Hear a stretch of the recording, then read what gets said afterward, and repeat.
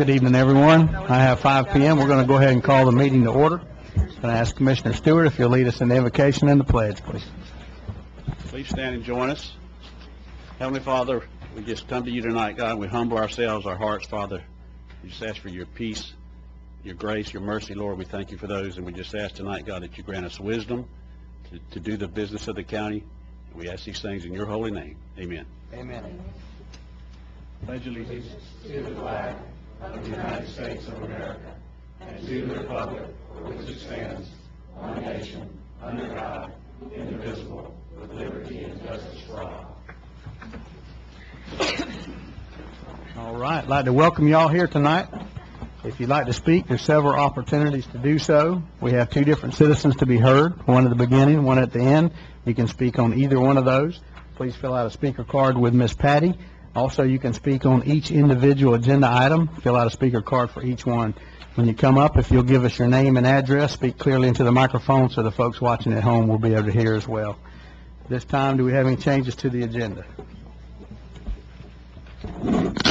Tab number 9 should be tabled to a future meeting, Mr. Chairman. Table tab 9. Any other changes? Move approval consent change. Do we have a second? Second. Discussion? All in favor? Aye. Aye. Passes 5-0. All righty. We'll start out with our citizens to be heard. Miss Donna Watkins.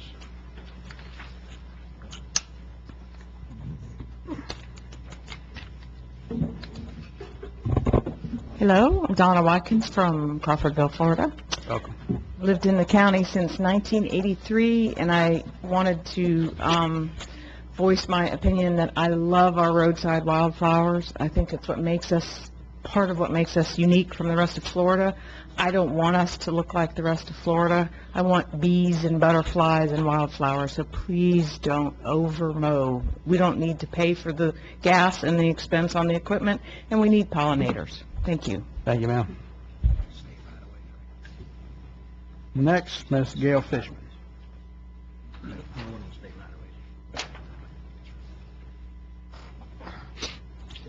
Can you hear me? Yes, ma'am. Thank you for allowing me to speak. I live at 11023 Brigade Drive in Tallahassee, 32305. I was born in Miami, Florida. I've lived in Florida all my life. Most of it, more years than I want you to know, in North Florida. I have seen Florida change. It has gone from beautiful to not so beautiful, except in North Florida, where it is still quite stunning. I am wholly in favor of keeping the flowers. I understand your need to mow, but it's the timing of mowing and the frequency of mowing that concerns me more than anything else. Mowing can be beneficial for wildflowers and all the creatures that they support, and I hope that you will consider that in your plans. Thank you. Thank you, ma'am. That ends our citizens to be heard. We'll go into awards and presentation. Start out with Miss Lynn Arts, former County Commissioner at Arts. Welcome back, Ms. Harris.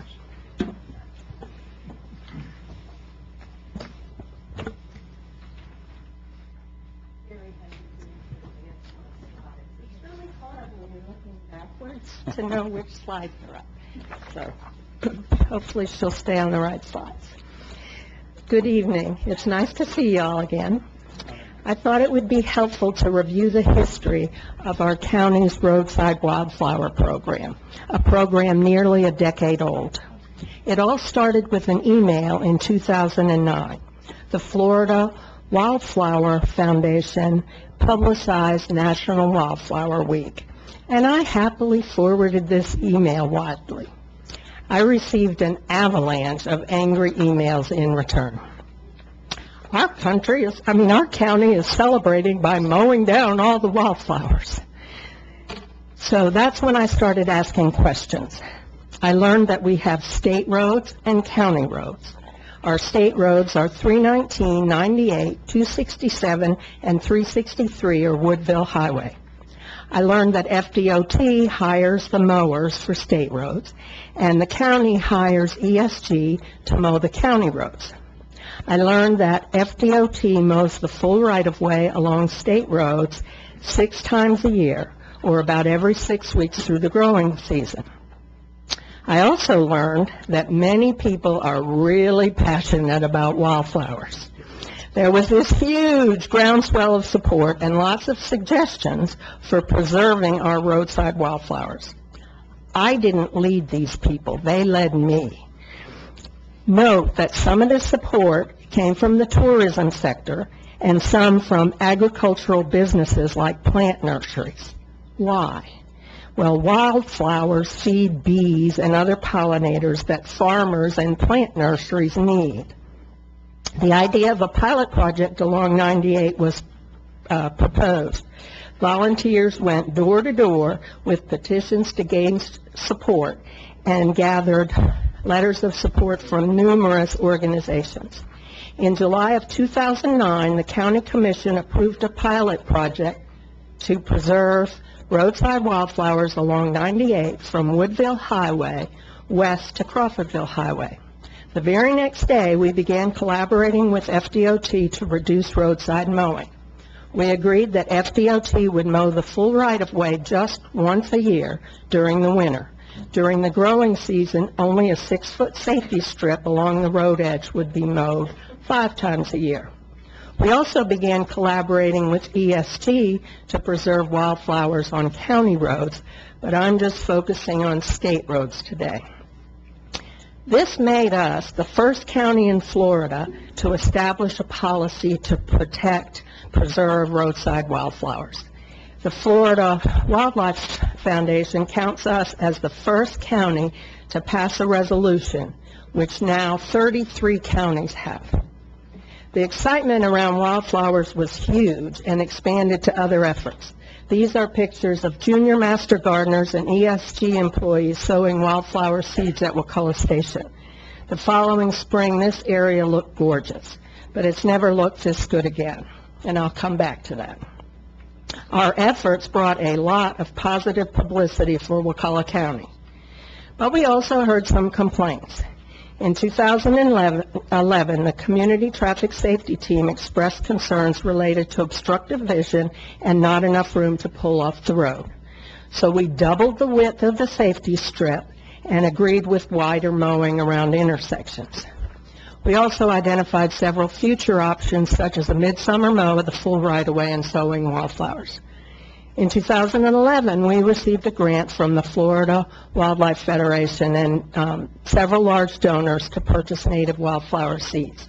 We sowed those seeds in 10 locations along 98. Dozens and dozens of volunteers helped. Commissioner Stewart was there with the junior ROTC. There were Big Bend Scenic Byway folks, Florida Green Guide Association members, and many more. And we had more blooms in a few areas afterwards. However, the overall long-term results were disappointing.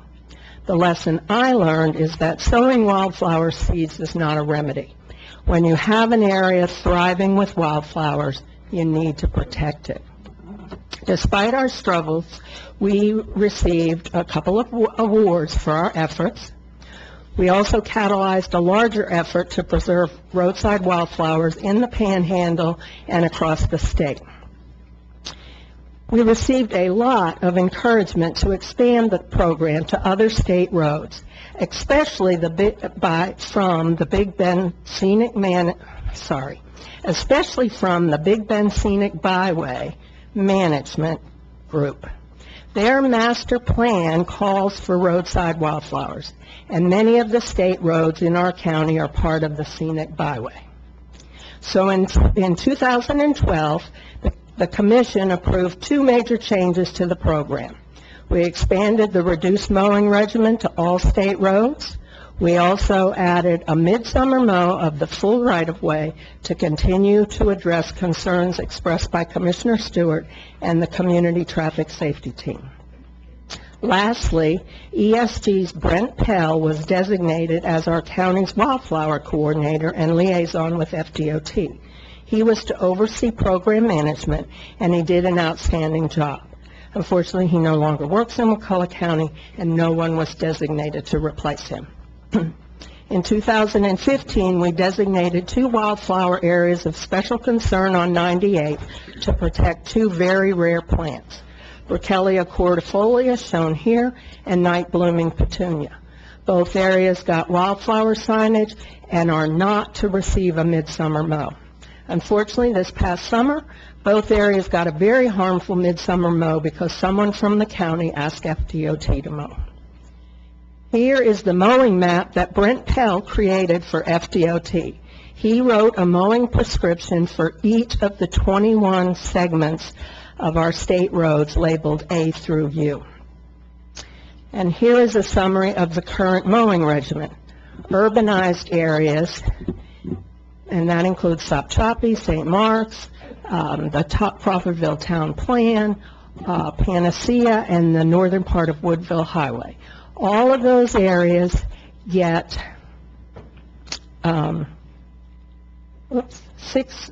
fully mowed 6 times a year. The non-urbanized areas, which are the rest of the state roads, get 2 mows of the full right-of-way, 1 in the winter and 1 in midsummer. The rest of the growing season, only a 10 to 15-foot safety strip is mowed. Is it perfect? No. However, it has helped some of our native wildflower populations thrive. Scott Davis reports that our native milkweed populations have increased. And this is important because milkweeds are the sole larval food for monarch butterflies. And monarch numbers have plummeted in recent years. Thanks to the milkweed project at the refuge, and this is important, our county's roadside milkweeds now serve as a vital seed bank for increasing milkweed populations and, in turn, monarch populations, not just in our county, but elsewhere across Florida. While you enjoy Steve Coleman's beautiful photos, let me close with this. Showy wildflowers are terrific, but many wildflowers, while beautiful, have small blooms. And unless they are present in huge numbers, you won't notice them whizzing by in a car. That doesn't mean they aren't present, and it doesn't mean they aren't important. I hope that we as a county will continue to protect our native roadside wildflowers and the important pollinators and economic interests that depend on them. Thank you very much. Are there any questions? Thank you. Questions or comments? I just asked Ms. Arts if you would mention that we have met, you and I and Scott, on at least one occasion, and I've met with Scott on a couple occasions, so we have been communicating, trying to find a middle ground here. Right. Okay. And I do thank you Okay. for trying to find a middle ground as opposed to eliminating the Okay. program. I just wish that the collaboration had continued through until we had reached a consensus or an agreement that Okay. we think is good for your concerns and wildflowers. Thank you, Ms. Hart. Thank you. Next, we'll hear from Mr. Scott Davis, also on roadside wildflowers.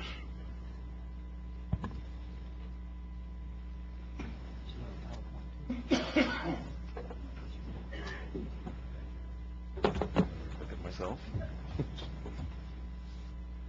Evening. Evening. How are you? Good. Good to see you guys.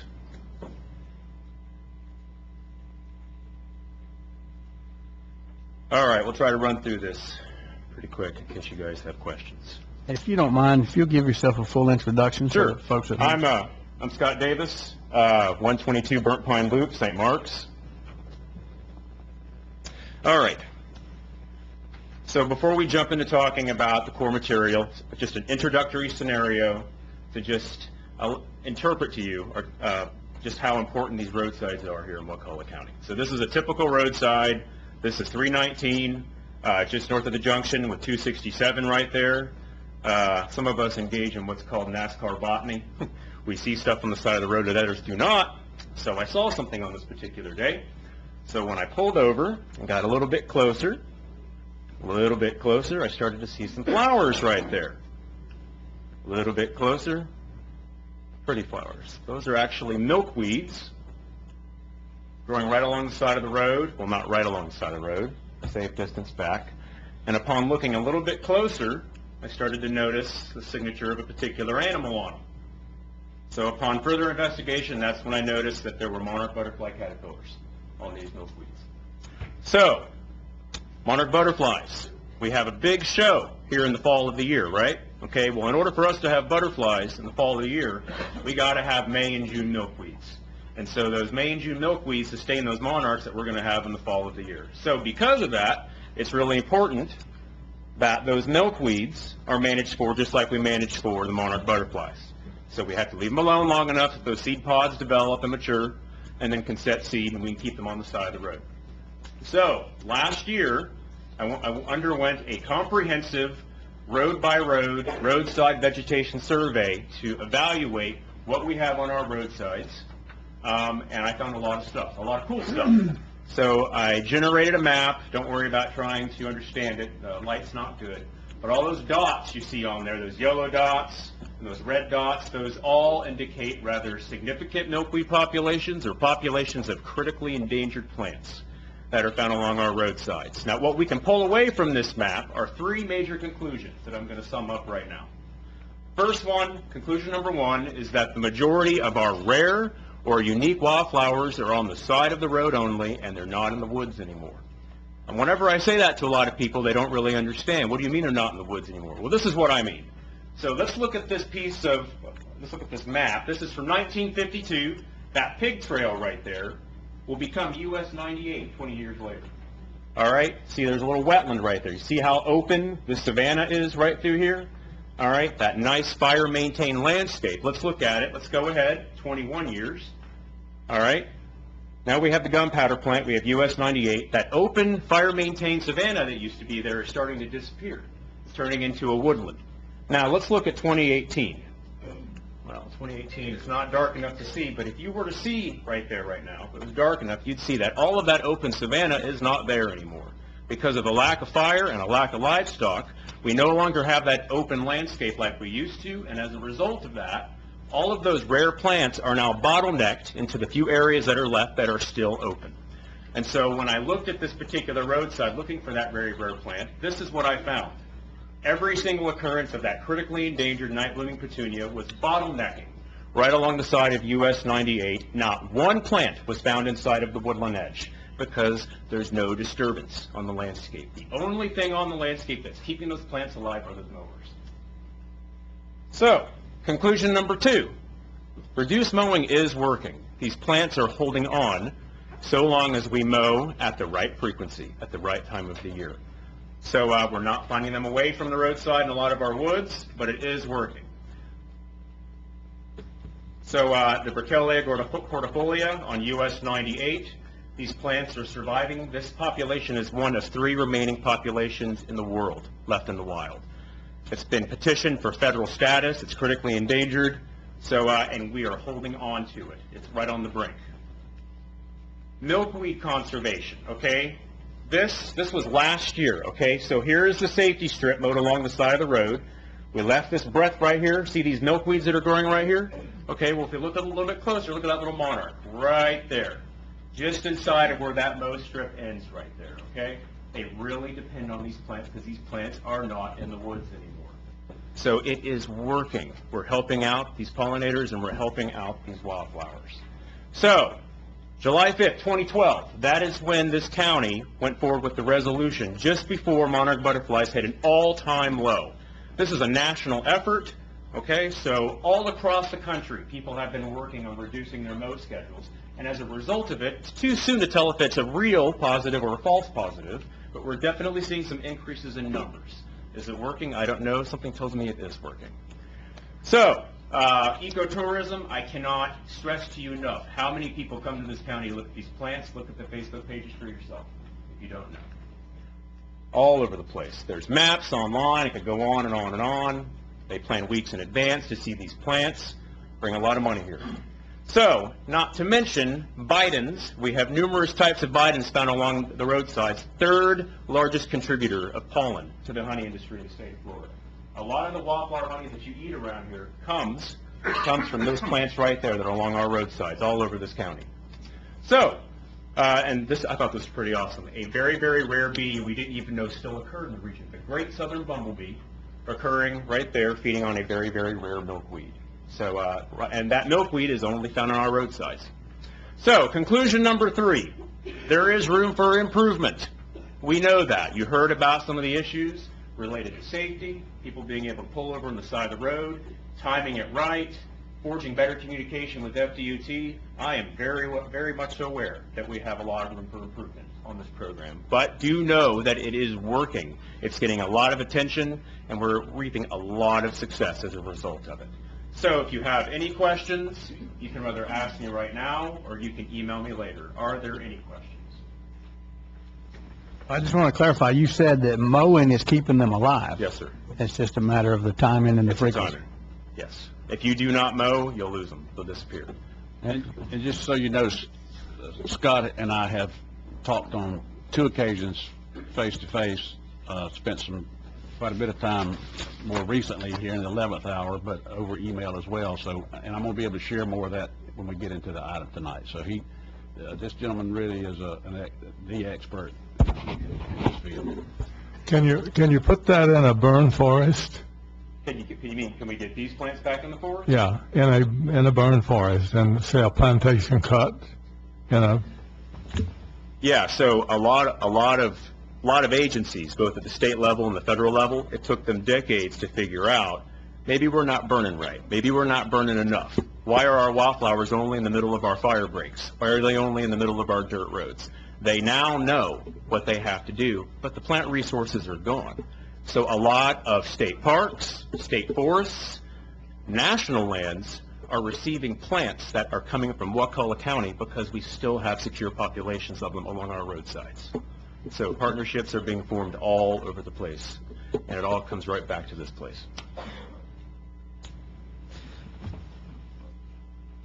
Well, Jerry, I was just going to say, it's the frequency of burning. You can't just burn once and think you've accomplished anything. If you haven't got less than a 3-year average fire return interval, the habitat for these species is gone. Okay? I have a 3-year plan, but I'm going to change that to almost a 1-year plan. Well, you have to have a less than 3-year return interval. And that takes decades to establish. Yeah. And so it's not something you can fix tomorrow. Well, I understand that, but if you're in the forestry program, the Fish and Wildlife, you're on a 3-year rotation. I'm on a 3-year rotation. Well, that's what's the minimum required to start managing the system. That means you burn once every 3 years? I burn once every 3 years, and I want to get it to once a year because everything's better once a year. You can get through it. It makes more grassland. But I don't know how you get those plants into that area, if you can seed drop them or whatever, but physically. Yeah, so usually seed starting or putting plugs of those plants. That's tough.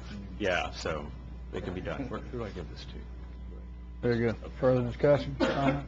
Thank you, sir. We're going to talk in depth about it, Mr. Chairman, when we get to it. Very good. Thank you, sir.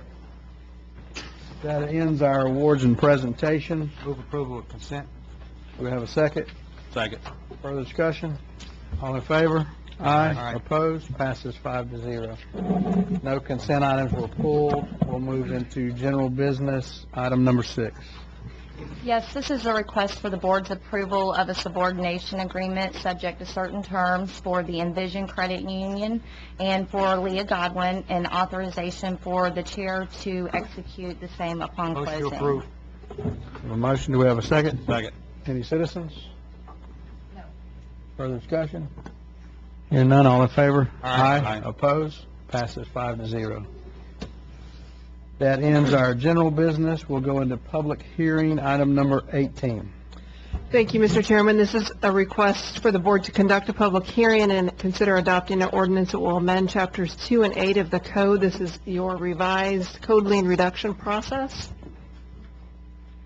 What this will do is establish and revise the eligibility standards for even considering someone who has a code lien on their property and whether they'll be eligible to get a reduction. And it also sets out certain factors for the board to weigh and sets a minimum floor for the amount of any reduction that would be allowed. It also requires any reduced liens that are granted to be paid within 60 days or the original lien amount goes back. This makes the change that was requested at the last board meeting, where you considered whether to advertise it, to change the 20% floor to 20% of the hard cost as opposed to 20% of the lien amount. So that's included. Second. Have a motion and a second. Any citizens? Further discussion? This is everything we talked about with not letting somebody sell their property to their kid, then buy it back. Covering all those tricks, yes. Very good. All in favor? Aye. Opposed? Passes 5-0. The next item is a request for the board's approval to conduct the final public hearing and adopt a large-scale comprehensive plan map amendment. This is CP 1701 for 160 acres located on the west side of Old Bethel Road. This land use amendment will change the future land use designation from agriculture to Rural 1. The intent is to construct a 32-lot subdivision made up of 5-acre tracts. The board had held the transmittal hearing for this application on November 20th of last year. It was transmitted to the state, and staff has received no objections from any state agencies. However, we did receive a couple of technical assistance comments, which are included in your materials. The current zoning for this property is agriculture, and the FEMA flood zone designates the property as both X and A zones. Environmental assessments were conducted on this property, which indicated a small area of wetlands. Traffic analysis was also conducted, which had little impact on the roadways. Adjacent properties are also zoned or have a land use designation of agriculture, Rural 1 and Rural 2. And this property is adjacent to other Rural 2 land uses, as well as other Rural 1s, as well as Rural 2 land uses. Staff is recommending approval, and the advertisement for this public hearing appeared in the Wakulla News on January 11th. Motion to approve. We have a motion. We have a motion and a second. Any citizens? Further discussion? Summer, as I recall, there were 3 geological features on the property. There were 3 depressional areas that were noted as part of the environmental assessment. Okay, when you come back with your plat, your final plat, you're going to have some protections on those environmental features? Right. There are buffer requirements as stated or as required by the comp plan for any features that, rise to the level of requiring buffers. But not for a resolved karst feature, for example. Relic sinkholes are not considered to be required by the comp plan to have a buffer. With these being 5-acre tracts, there will be significant room to construct a home without, impeding on those areas or being close to them. I just want to make sure that we're not putting houses close to them, and that's part is designated on the map. Right. Okay. When Absolutely. they get to the planning process. Right. Not right now, Not now. But we don't see it again until it comes to the Correct. final plat. unless they do a PUD. Right. Further discussion? Hear none, all in favor? Aye. Opposed? Passes 5-0. Next, item number 8. This is also a request for the board's approval to conduct the final public hearing and adopt a small-scale comprehensive plan map amendment for property located in the northwest corner of Cager Posey Road and MLK. This is a 9.25-acre parcel, and the request is to change the land use designation from agriculture to Urban 1. The Planning Commission considered this request at their January 9th public hearing and recommended adoption of the map amendment. Urban 1 land use would allow for residential development as well as non-residential development. The current zoning for this property is agriculture, and it's designated by FEMA as being in flood zone A. Adjacent parcels are also designated with the agricultural land use as well as Urban 1 located on at least 3 sides of this property. The amendment to Urban 1 would act as an infill for the future land use map. Advertisement for the public hearing appeared in the Wakulla News on December 28, 2017. This property is in the Crawfordville Town Plan in an area conceptually identified as neighborhood serving commercial, and therefore staff is recommending approval. Motion to approve. We have a motion. We have a second. Second. Motion and second. Any citizens? Further discussion from the board? Hearing none, all in favor? Aye. Opposed? Passes 5-0. Item number 9, we have pulled off of the agenda, so we'll go to number 10. Mr. Chairman, this is a quasi-judicial matter. There's an application for a change of zoning, R-1715. In accordance with Section 24.01 of the code, each commission member needs to disclose any contact you may have received from any interested parties, their representatives, lobbyists, or any personal investigation or knowledge that's being relied upon.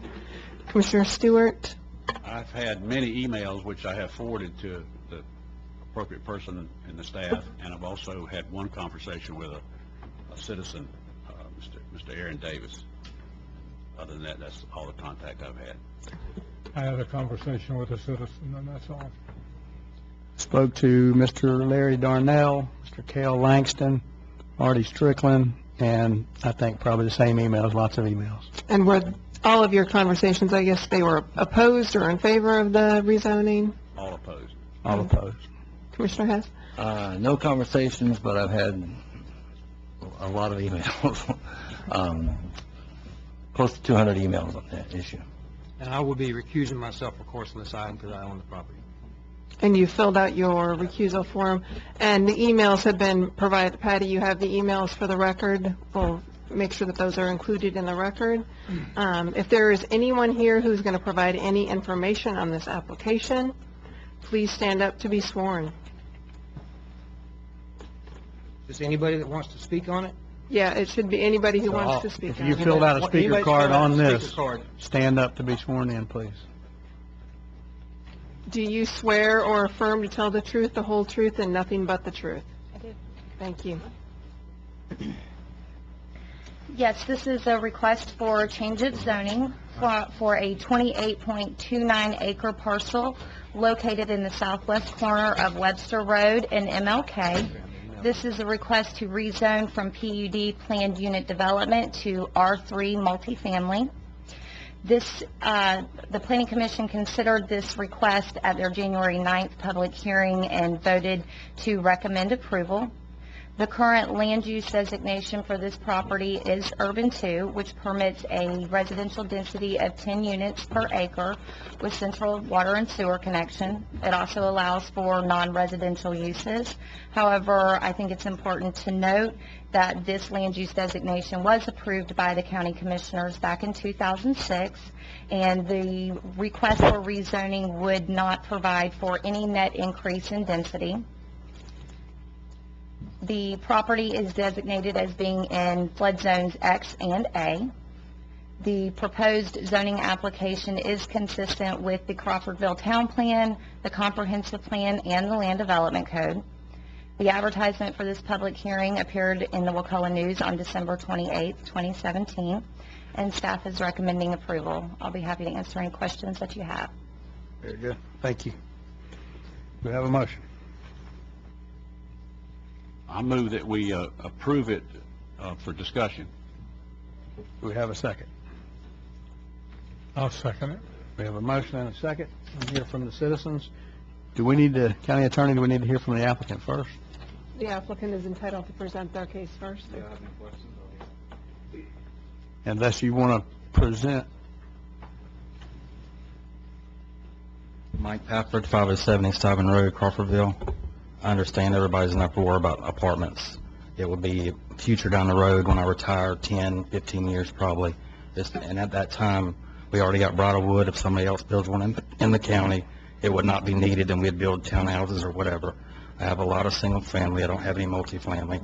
And I don't like multifamily, but this is just something in the future for my retirement, 10 or 15 years down the road. It's nothing that, we don't have bulldozers waiting. It's nothing that's going to be anytime soon, and it could change at any time of what we do with the property. It just gives us a more broad, wider scope. Very good. Thank you, sir. Mr. Cale Langston.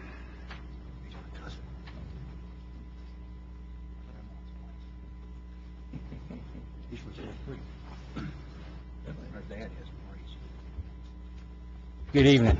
kind of felt like I was in high school. I was back there typing this thing up just before class here. But good evening, Commissioners. My name's Kel Langston. I live in the Farm Subdivision.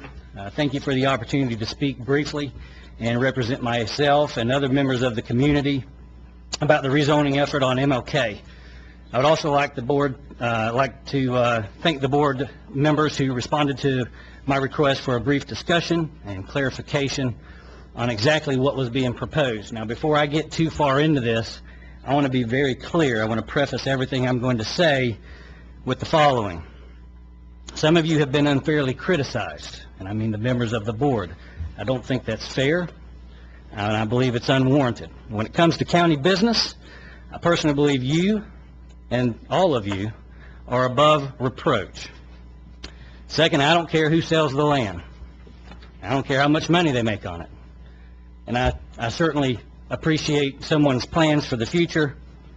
I don't want to talk negative about that either. What I am here to speak about specifically is the effort of the county to rezone the acreage in question to R3.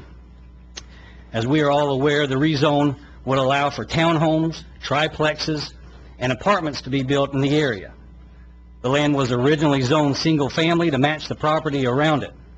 There are multiple sites within the county, within the city limits, to support this type of development. So my question, may be rhetorical, maybe you all can respond, is why isn't one of those plots being used?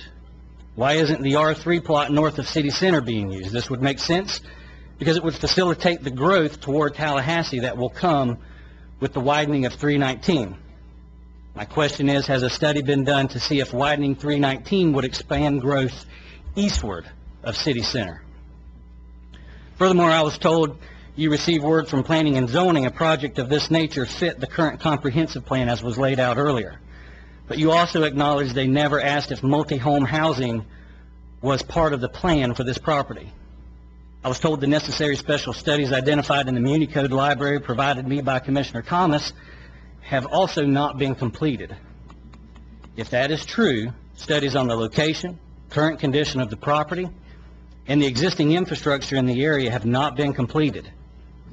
These studies, which include but are not limited to studies on housing, commercial and industrial conditions and facilities, public and private utilities and traffic, and transportation and parking.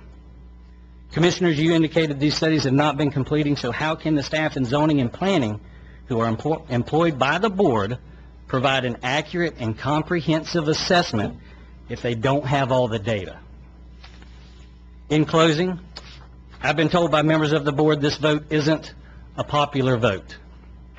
The way it was explained to me earlier, and the way it was just explained, is that this is a quasi-judicial vote, and members of the board were being asked in some limited fashion to make a legal decision. Now, I don't know if members of this board are qualified to interpret law. Can you bring it in to a close? I'm doing so right now, I'm sorry. But I do know we have a very professional legal staff that is. Members of the board, whether you want this to be a popular vote or not is really of no consequence at this point. The citizens represented here and the 250-plus members of the community who chose to reach out to you via the email form see it as a popular vote. Now, I'm going to tell you something that you already know because someone sitting on that board told me a long time ago, and I've never forgot it: a person's perception is reality. You are not required by law to approve this rezoning just because it doesn't violate the law. You have a decision to make, and we all understand that, and we respect it. I would just ask that you reconsider rezoning the property in question. Thank you. Thank you, sir. Next, Mr. Larry Darnell.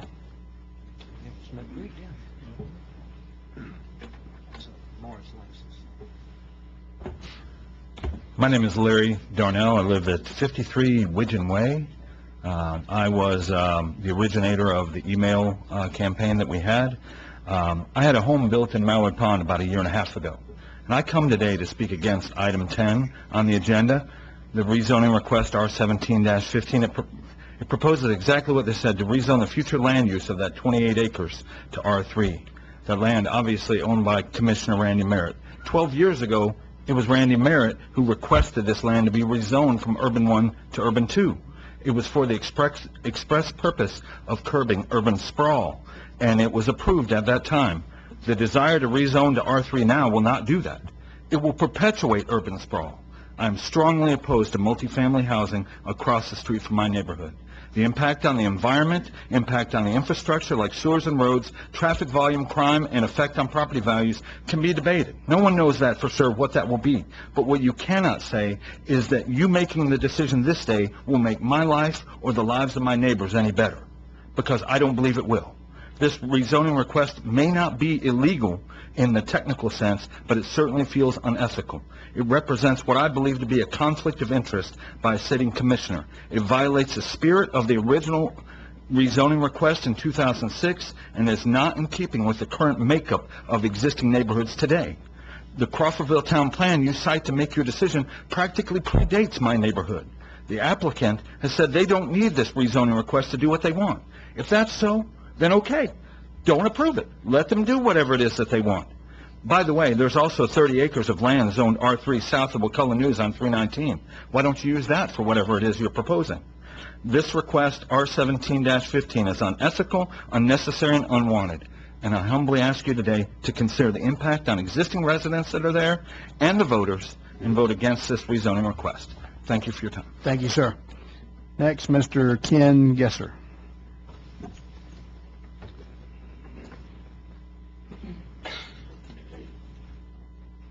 I'm Ken Gesser. I live on 98 Ferrier Lane in the farm. And I don't have any statistics, any facts, or any presentation to give to you. When I bought my home in the farm, I understood that there was not going to be zoning changes to allow apartments, condos, and et cetera there. I'm a real estate agent. I don't need to be a real estate agent to know what that's going to bring to the area. Had I known that this was going to happen, I would not have bought my home there. That isn't what I want to live near. And basically speaking, I probably, and my wife is stronger on it than me, will probably find somewhere else to live. And that's all I got to say. Thank you, sir. Next, Mr. Eugene Watkins.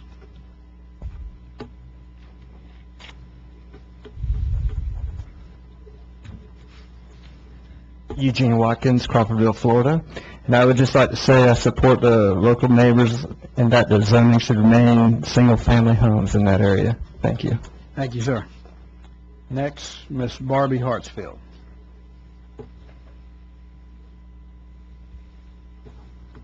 Hello, I live in the farm, and I'd like to thank Mr. Thomas and Mr. Hess for responding to my emails. I feel really that this proposition is unethical, and it does nothing but serve the benefits of one commissioner and one builder. It does not take into consideration the residents in both the farm and Mallard Pond and Crawfordville as a whole. There has to be additional studies done. What is the environmental impact? What's going to be the impact on my property values? Is this going to be potential Section 8 housing? That is not why I bought a home in the farm. I feel that it's unethical. There's no transparency. We don't know what 10, 15 years down the road for this particular builder is going to bring. And is that in the best interest for the county? I don't feel it is. Thank you. Thank you, ma'am. Next, Miss Barbara Wilson. Barbara Wilson, Wildlife Lane, Crawfordville. My issue was just addressed by this previous speaker. I'm very concerned about the environmental impact on this. We have beautiful homes in that area. People are taking care of it, and we have no knowledge of what's going to happen if we start putting multifamily housing in there. So I'm opposed to it. Thank you, ma'am. That ends our citizen comments. If you don't mind. Come on and speak, and you can fill it out afterwards. Hello, my name is Bob Danzy. I live at 43 Janet Drive, and I'm usually the oddball, so I'll carry that tradition on. I really would like to support this. It's growth. Most of you know I'm a realtor. All of y'all know I'm a realtor. Most people that know me know I am. So maybe that's just my nature. But, you know, more taxes. We talked about impact fees. Whatever this is will bring taxes, and they'll pay for themselves. Like Ralph was talking about, new construction tends to pay itself forward, and we won't need impact fees with more growth. So I support this. Thank you, sir. Mr. David Damon. Bob, don't forget the card. I think this is David Damon, Crawfordville. I think this is another quality of life issue, and it depends on the direction we want the county. I can understand the need for low-income housing in the right place. These people that bought at the farm and Mallard Pond and other places bought there knowing what was going to be around them, they thought. And they deserve some protection from this kind of development coming in and taking over an area. I think it needs a lot more study. Y'all have not, it doesn't sound like, done the homework. But I think it's a quality of life issue here, and I think the direction the county is going is all just pro-development, and I think we need to do quality development. And as 319 widens, we're going to see more of this, and I think we need to be real careful how we move forward. Thank you. Thank you, sir. Miss Nikki Barnes. So I teeter-tottered on whether or not to come up here, but I'm Nikki Barnes. I am the Farm HOA president, and probably just as many emails that you guys received, I received as well, and phone calls and walk-ups to my front door and drive-bys and everything else. And I can tell you a good portion of my neighborhood is against us. There is a serious concern about many of our homes there are 15, 16 years old, so they're concerned about their property values. Some of the homes are brand new. We have in the extended part of our neighborhood.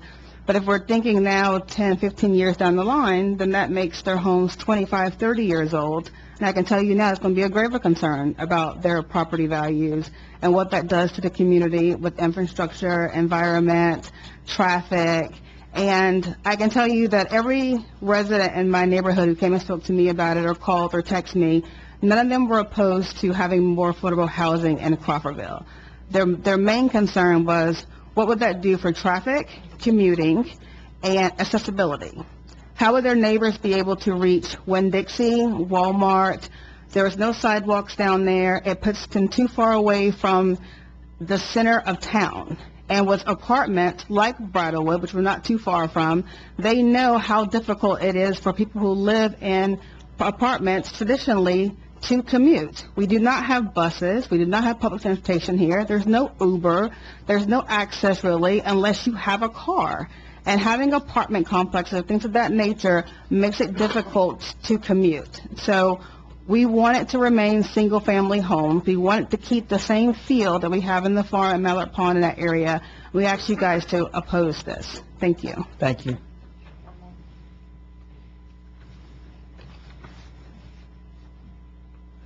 Mr. Steve Fentress. Yeah, thank you, sir. Relatively new to the area. Bought a new house on the farm. Welcome. Thank you, sir. I am a state-certified general appraiser, retired status. Gentlemen, this is a bad idea. Thank you. Okay. Any further citizens? Sure, come on up. Wade Brown, Elwin Brown Associates. I just wanted to point out a couple things that may be getting overlooked. That this is only a rezoning at this time. This is not an increase in density. There is 10 acres inside this PUD that allows for commercial, multifamily. It can be up to 10 units per acre, again, exists currently today. But anything, this is not saying that if you pass this rezoning that we're fixing to build something. It has to go through the preliminary plat process or the site plan process, which would answer a lot of these questions, and it comes before you again as to where, how is traffic going to impact our roadways? How are we going to commute differently? So, this is, again, a rezoning. This is not a development plan tonight, and this would come back before y'all again for a vote, and all these citizens can... Did you say there was commercial already on that site? There is a land use, the land use element that exists. Currently, there's 10 acres set aside that could be a complete commercial development via site plan approval or residential. This rezoning takes away the commercial element out of there. So it could only be residential. Without the rezoning for tonight, this property could go commercial. It's already Acre zone zoned. could, yes, sir. It's already zoned for commercial. It's land use, yes, it allows commercial. Allows commercial. So we wouldn't have to approve commercial because the land use allows it already. Well, there would probably be a zoning category. It would come for rezoning if they Yeah. were looking to do a commercial project there. Okay, the land use allows it, but it'd have to come That's before us correct. for It would be rezoning. eligible for it under the... So as we sit here, it's not zoned for commercial at this time, That's correct. other than the land use allows it. That's correct. That's correct. Okay. If Thank you, I sir. may, Mr. Chairman. Please. In full disclosure, I did speak to Wade Brown about the matter as well. It just reminded me when he walked up here. Can I ask a couple questions? Yeah, absolutely. Is that okay? Is our Absolutely. point now? My understanding, after being briefed about it, as it sits right now, they can have, and correct me if I'm wrong, they can have 280 units. The future land use designation allows 10 units to the, per acre with sewer and water connection under the current urban 2 land use designation. Okay, I want to make sure everybody understands it. That's the way it sits right now. You can have 280 single-family dwellings or 280, if you will, apartment complex where it will house 280. In other words, you walk up to 280 doors in an apartment complex. That's the way it sits right now. 280. That's, if you think about that, that's 50 by 100 foot lots. That's tiny. So if we do nothing, that's what they can do right now. So I think we're trying to get the zoning correct so that, I mean, if we do nothing tonight, folks, that's what's going to happen, is they can still do that. Could happen. Not going to happen, but could. It could happen. Right. And again, I want to reiterate, this is a rezoning tonight, not a final plat or a preliminary plat to figure out what they're going to put there or how they're going to put it. So I just put that out there. I'm not saying what I'm going to do yet. I'm just trying to make sure the public understands where we're at right now. See a lot of head shaking, but you hear it from the planner. The attorney, is that correct? That is the future land use. That's the maximum allowable. Okay, now, I want to ask the legal question is, does it meet the requirements of our codes? And, I mean, as far as... The standard for this board to apply when considering a rezoning request has been established by the Florida Supreme Court.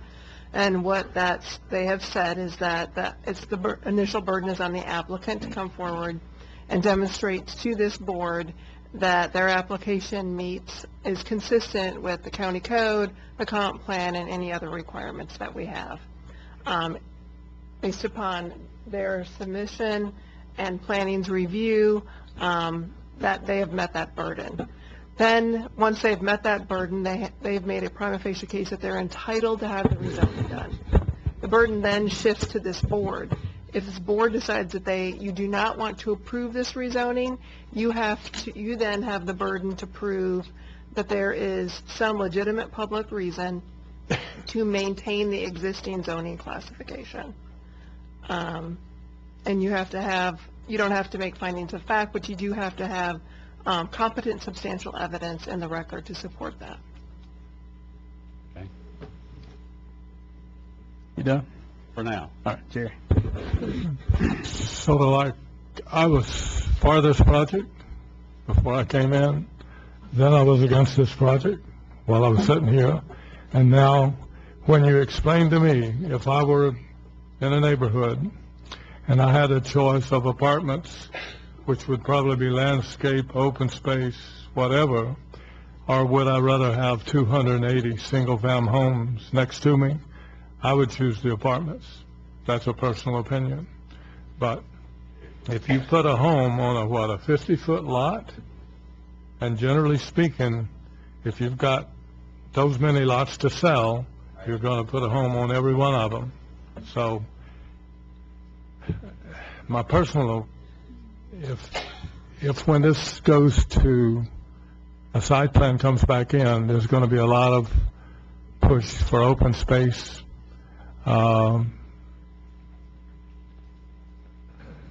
all the things that go along with that. But if you put 260 homes in there, you're just going to have 260 homes and very little protection from just a whole, and apartments, 260 apartments is not going to have, will probably be two-thirds the traffic that 260 homes would put out on the road, because generally speaking, we all have 3 automobiles, but apartments don't have that many children and so forth. So that's my opinion. Well, Summer, if current zoning, its land use is urban too. What's the current zoning? The current zoning is PUD. Okay, and so it was approved for residential half-acre lots, right? A portion of the property has... 18 acres is approved for residential half-acre lots, and 10 Correct. acres. So when you're talking about the 280, only 10 acres would be qualified for that 280. The others are already zoned for residential half-acre lots, right? The preliminary plat can be amended and adjusted to reflect the urban 2 land use. They're not necessarily bound by that plat because the development was never constructed. That preliminary plat was approved in 2005, and then the next year, the board approved an increase in density. So ultimately, that plat could be changed to reflect the change in condition. So it would have to come back to us for approval of a preliminary plat with 208, and so that would be it would be the same conflict again. Absolutely. Okay. Would you not have to justify then why you were disapproving the 260 or 280? You've already got it approved for that many, so if you come back to make a change to that, would you not have? I was going to say that would be the maximum allowable density based on that land use. You would fall, and I defer to Heather to back me up on this, but it's maybe a different set of statutory standards that you would, have to meet if you were to deny a preliminary plat under the existing zoning and land use that maxed out the density. When you have an entitlement to a particular amount of zoning or a particular use, then that is in place. And so a developer or property owner would be entitled to those rights under the comp plan. The future land use density is a maximum, and you're entitled to have a zoning maximum that's less than that without violating any property owner rights. Summer, can you address the preliminary plat versus the final recorded plat and Mallard Pond, the other 2 phases? Are they under a final plat, and what about this phase? The preliminary plat in 2005 that the board approved included 3 phases for Mallard Pond. Phases 1 and 2 lying on the north side of MLK, and phase 3, which is the subject of this rezoning, on the south side. When the final plat was approved for Mallard Pond on the north side of the road and recorded into the official public record, it only contained the areas on the north side of MLK, being known as phases 1 and 2. So the 2 acres per that's identified on the preliminary, that's never been approved. That's never been finalized. The south portion of the original PUD has not been finalized. Okay. So when this came forward in 2006, I spoke against it. I thought urban 2 at this location was creating sprawl, and so I'm still going to be against this activity. Very good. Further discussion? I've got a little bit more. I'm not sure that and I know it's not going to be popular, but, and I've lived here all my life. I grew up here, and I remember when we had nothing. And I don't live far from this project. I live on Raywinkle Road, and I know the impact, or at least I think I know what the impact will be on my road. But I've done a lot of studying online, trying to find where studies have been done about urban sprawl, and believe it or not, everything I have found, this is the answer to urban sprawl, because it keeps density in one place. It keeps us from having sprawl up and down 319 or, and this is what we've talked about, Chuck. I mean, I would be, if this was connected to our system I have here. the floor now, let me talk. Okay. This is one of your projects that I thought you would speak highly of because, or not your projects, but one that you would support because it's in the downtown plan. It's what we've talked about where we've been trying to drive this sort of development into.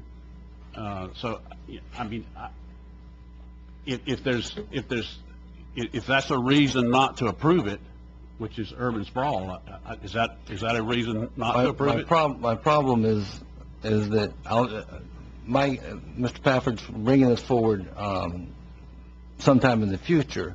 If it's connected to, with a trail system with sidewalks, that type of thing, so that if you have an apartment complex, it seems to me that when you have an apartment complex, everybody in that system doesn't have two cars. They need to have some way to get to shopping other than a vehicle. And this is too far out for that to occur. I think down the road, probably in 15 years, this would be a really good place for an apartment complex because then we'll have the infrastructure to supply that access. But right now, we don't have that infrastructure. We do have that infrastructure up behind Subway and in other areas along the 319 corridor where it is close enough for walking distance, and that's where I would support it. And I agree with that, Chuck. The only point I'm trying to, that kind of contradicts what you're saying is, I mean, we just said that we could have 280 units on there, okay? We can only have 280 apartments. You can't have 600 or 700 apartments. You can only have 280 apartments or 280 single-family dwellings. Right. I just want the public to understand and imagine what that will look like on 50 by 100-foot lots. That, to me, it's going to have the same, maybe worse environmental impact in my mind, and it's going to have traffic concerns are the same. Whether you got 3 people living in a house, let's say average, they're going to have at least 2 cars driving. If they're in an apartment, they're going to have 1 or 2 cars driving. Nothing changes the traffic impact. So I'm looking for something here that's a basis to disapprove it. I can't find it. I've done a lot of work on this. I've read a lot of things and tried to understand how the impact of it, and ask those questions today. But let me just interject here quickly. A couple of things to focus your consideration. You're not voting tonight on whether to allow apartments. Your vote tonight is whether to grant an application for a rezoning from PUD to R3, and that's it. R3 has a variety of allowable uses, one of which is apartments, but it also could be townhouses or something significantly less dense in the residential realm. 2, on urban sprawl, those types of considerations are certainly relevant to your decision. However, in order for that to reasonably support a legal denial, you would have to have competent substantial evidence in the record that supports that, and I have not heard any tonight. so that's where, I'm just trying to rationalize. So I understand we're not approving or disapproving a multifamily application, but it is one of the allowable uses should we go to R3. And I heard that's been the major objection that I've heard from everyone, in the emails and a few conversations I've had. But, clarify one more time, multifamily is an allowable use as it stands today. If we do nothing, if we vote this thing down, they're still entitled to come back and apply for multifamily housing without a rezoning. That's correct. And so if we approve it or if we don't approve it, multifamily is an allowable use. So I just want to make sure the public understands, given that fact, we can't use that as a basis, that alone. We can't say that the possibility of multifamily, which may happen or may not happen, but the possibility could not be a basis for denial when that's the possibility today if we do nothing. I'd also like to address a couple comments by Mr. Langston, wherever he went. Just wanted to clarify. I did, in fact, tell him that we don't have the studies. They may have been done, I don't know, but we haven't received them. It's not a part of the application package. I want to make sure the public understands that at this particular phase, at the rezoning, we're not required to have that, and that's not a required part of the decision to make this application. That's a very important part once it comes to the plat approval. And so that will be done. We'll have stormwater studies, we'll have traffic studies, and, you know, if it requires mitigation, if it requires turn lanes, if it requires widening, all that will have to be considered by the applicant when he's bringing this back. So I just wanted to be clear, it's not that we haven't done our homework, it's just, it's not test day yet. It's not time to have this homework in front of us, and I just wanted to make sure that was clear.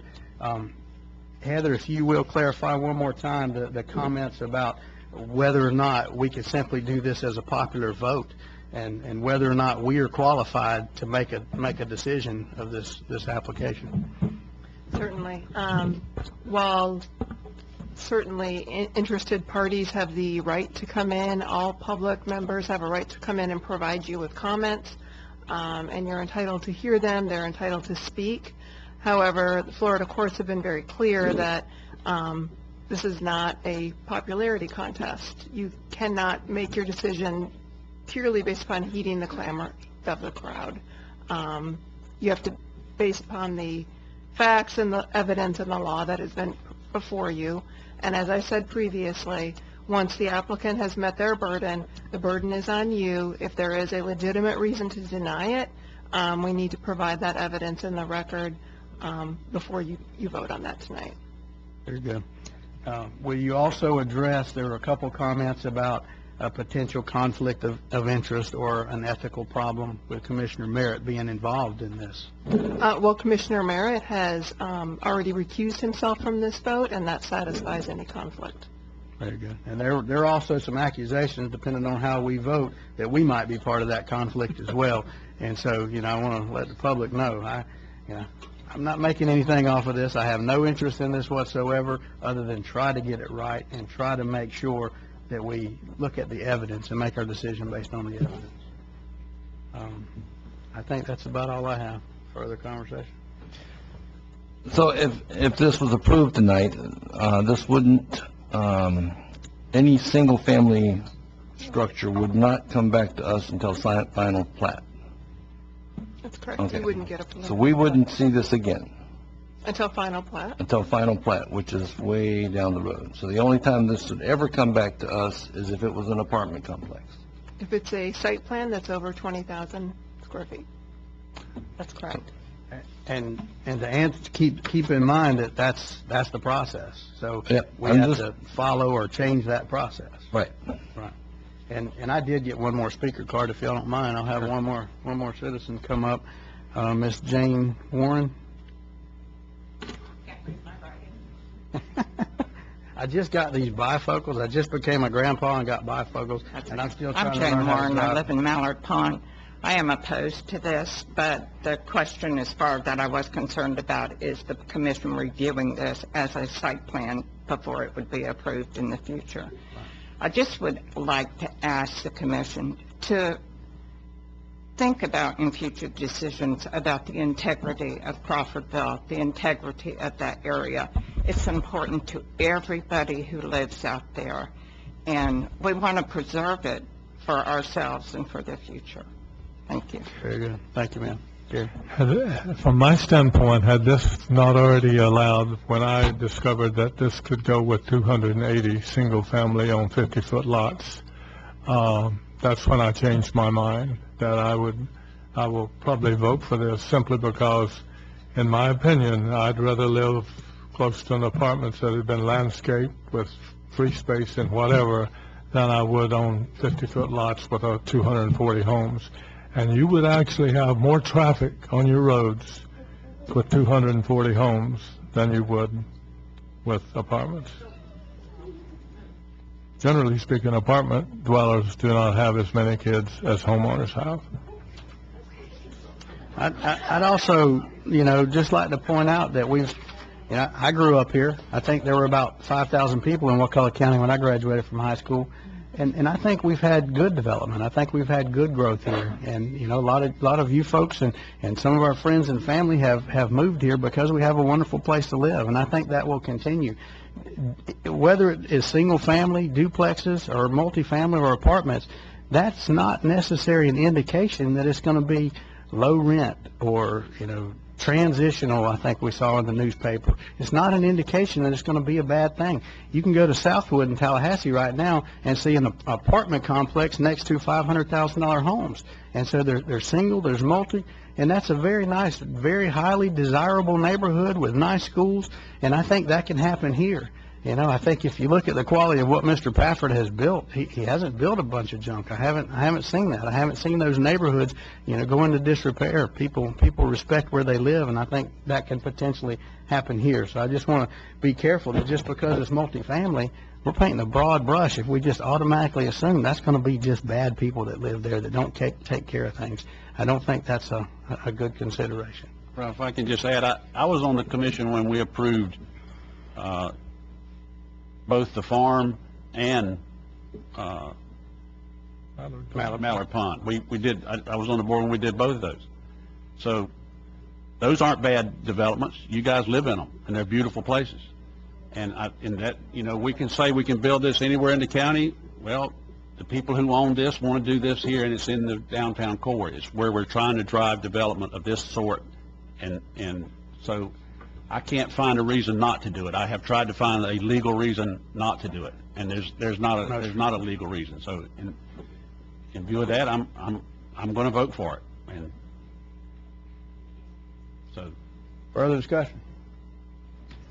Hearing none. All in favor? Aye. Aye. Opposed? Aye. Passes 3-1. Thank you all. The next item this evening is a request for the board's approval to can we let them clear out? file an application and Let's hang on just one advertise second, the Summer. If folks want to clear out, we'll give them a minute. You're all welcome to stay for the rest of it.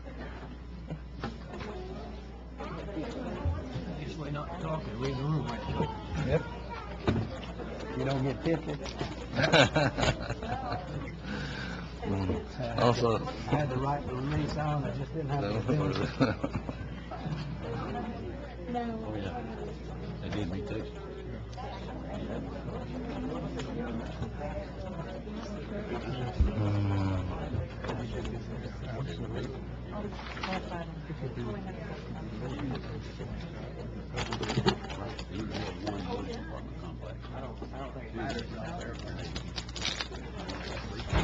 County Attorney, if I can clarify, we had a motion to approve for discussion, but it doesn't Okay, matter. he didn't withdraw his motion. Right, we had a motion and a second for that, so we're good. Okay, go ahead, Summer. Yes, thank you. And, Mr. Chairman, I've been advised by the Attorney's Office that the next three items, if we would like to discuss these collectively and have one motion on them, that's acceptable if the board's willing We'll do to. that anyway. motion to approve. Second. All three, right, Chuck? Yep. We have a motion and a second. Any citizens on this one? Further discussion? This is closing some roads and that aren't being used, and so it's Panacea. in Panacea. And some of them are identified as potential roads but are wooded and have never been cleared out. That's correct. Further discussion? All in favor? Aye. Aye. Opposed? Passes 5-0. So that takes us to tab 14. 14. Okay, this is a request for final plat approval. Motion to approve. Second. Hold on. In accordance with 24.01 of the code, this is a quasi-judicial item. You need to disclose any contact you may have received, Commissioner Stewart. None. None. The applicant, Kevin Cluis. None. None. If there's anyone here who's going to provide any information on this application, including the applicant, please stand up to be sworn. No one? No applicant? Just you? Just me. The In applicant's case you not have here? any questions. I'm already you- sworn Okay. in. Do you swear or affirm to tell the truth, the whole truth, and nothing but the truth? I do. Thank you. Motion to approve. Motion is Second. We have a second. Any citizens on this one? All right. So just for explanations, this is just replating to exist, changing some lines and not creating any new lots, just changing where they're sitting. That's correct. I would like to offer a friendly amendment, minor friendly amendment. Mr. Cluis went through through a subdivision determination process a while back, and to do this, and he followed all the requirements that he was told from the county. There were some things that were not required of him that should have been required of him, and this is an attempt to correct that and bring that back and make those corrections. But at that time, he was given a list of items to do, and he complied with that. And so, I see this as no fault of his, and he has paid the application fees. I would like for us to waive the application fees and refund those back to him, since this is just a correction of what should have happened several years ago. Did he pay application fees the first time? Yes. So he paid it, charged him twice for it? The SDL did not require, it did not have a fee associated with it, so he's only paid for the final plat application. He has an SDL letter, Mm-hmm. but it's not valid, basically. Correct. So he has to go through the platting process. That's correct. I'm fine with that, Ralph. Chuck, I'm your fine motion. with that. Okay. So We have a motion and a second. Further discussion? Hear none. All in favor? Aye. Aye. Opposed? Passes 5-0. Thank you for hanging in there, Kevin. And he had to spend a lot of money, I think, getting to this point with surveys, so that helps. All right, so that takes us to Commissioner agenda items. Commissioner Stewart, item 15. Well, this is another popular item, and received a lot of emails. I'm sure you guys have as well, but just sort of get us through where we started back. I think it was back in maybe September, October time frame. We, as a board, we discussed it here just as an item of discussion to talk about how the roads appeared and the safety of the roads. And as commissioners, our first priority should be the safety of our citizens, and then we were also concerned about the wildflowers. Now, I have served on the board. I served on it when Ms. Arts was on board, and we worked together to get the wildflower. I'm not sure there even exists a resolution people keep talking about. We can't seem to find one, but there is no letter of agreement with FDOT. However, it's sort of been a gentleman or lady's handshake, if you will, with FDOT for what we've been doing these past years. So with that said, Ms. Arts and Scott Davis met with me, I guess, around that time frame, October time frame, and we discussed in length about how to go about doing a better job of providing the safety and protecting the wildflowers. So they went away and said they'd have me something back by the end of the year. Well, it went a little longer, and rightfully so. It was a pretty burdensome job to put all this together. So Scott did a lot of work. He and Miss Arts both, but Scott did the lion's share of the work, and he certainly is, in my opinion, the most qualified person to talk about any of this. But with that said, we came to what I gave y'all was a first look. Now, let me back up a little bit. After I met with Scott and Lynn Arts, I met with Benny Wiggins, who's here tonight. He's the roadside contractor that mows the roads, and met with Cleve, and we talked about, how can we get there from here? And we had gotten the input from Ms. Arts, and that was forwarded to FDOT, to her name is Dusty Moss, and she's the lady that's in charge of all the district mowing and wildflowers.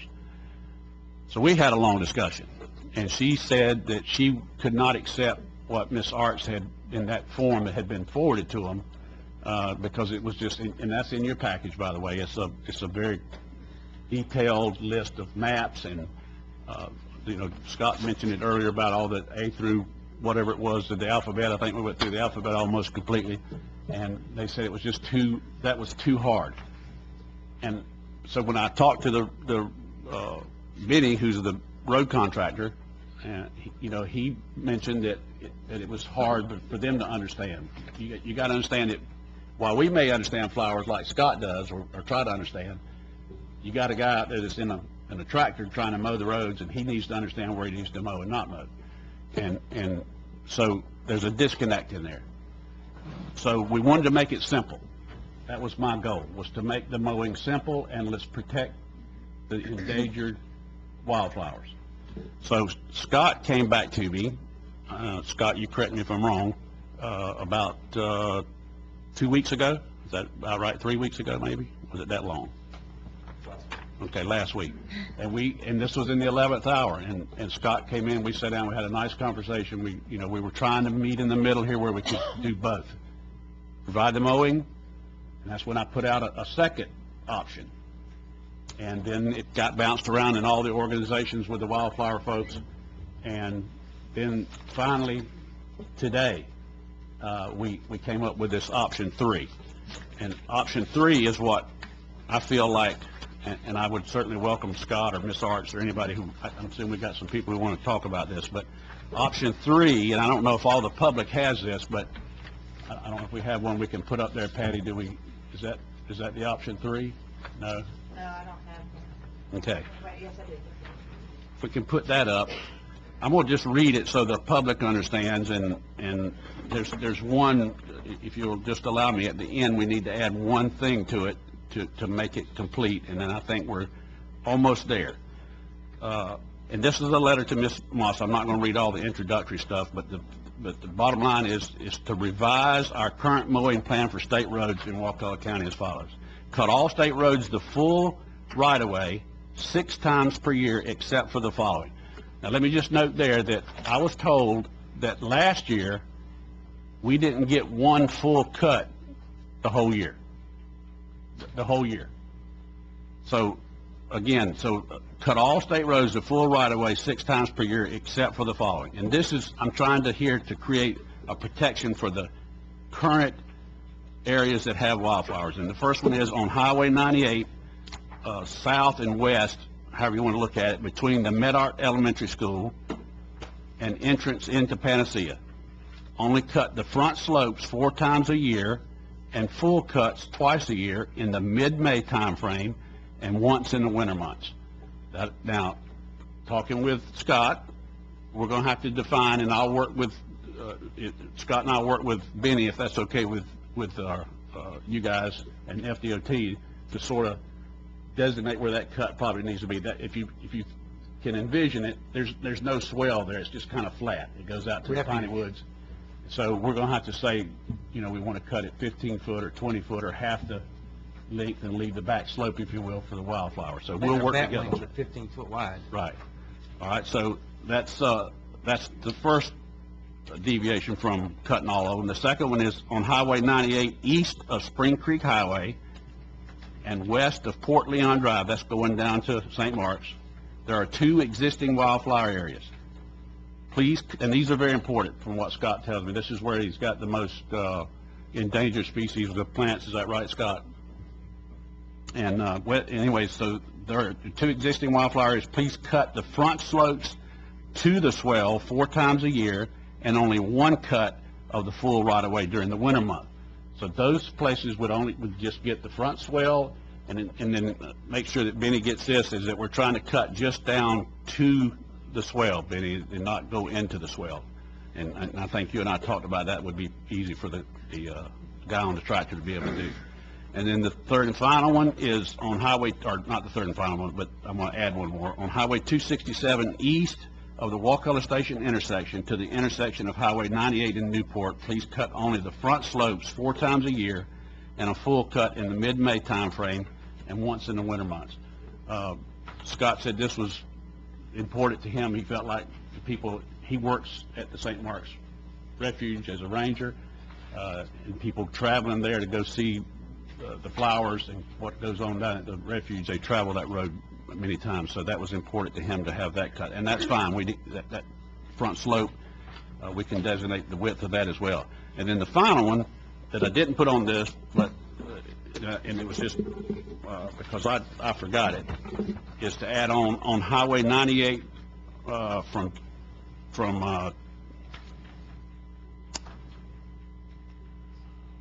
everything east of, from Newport east to the county line, would be front slope only, Heading to Perry.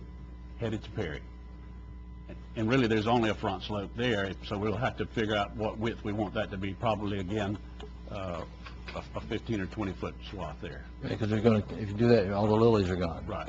So that's where we're at with that's the latest.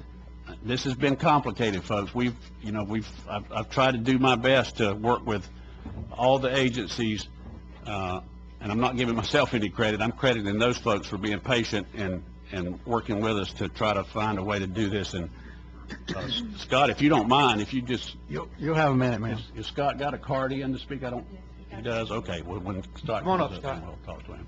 Can you come on up, Scott, if you don't mind, and I'm not going to put you on the spot. He's reluctant because he's in a precarious situation here because he's trying to work with me and us, and he's also representing the wildflower folks. And Scott, did I miss anything in our discussion? I want you tell me, correct me if I'm wrong anywhere.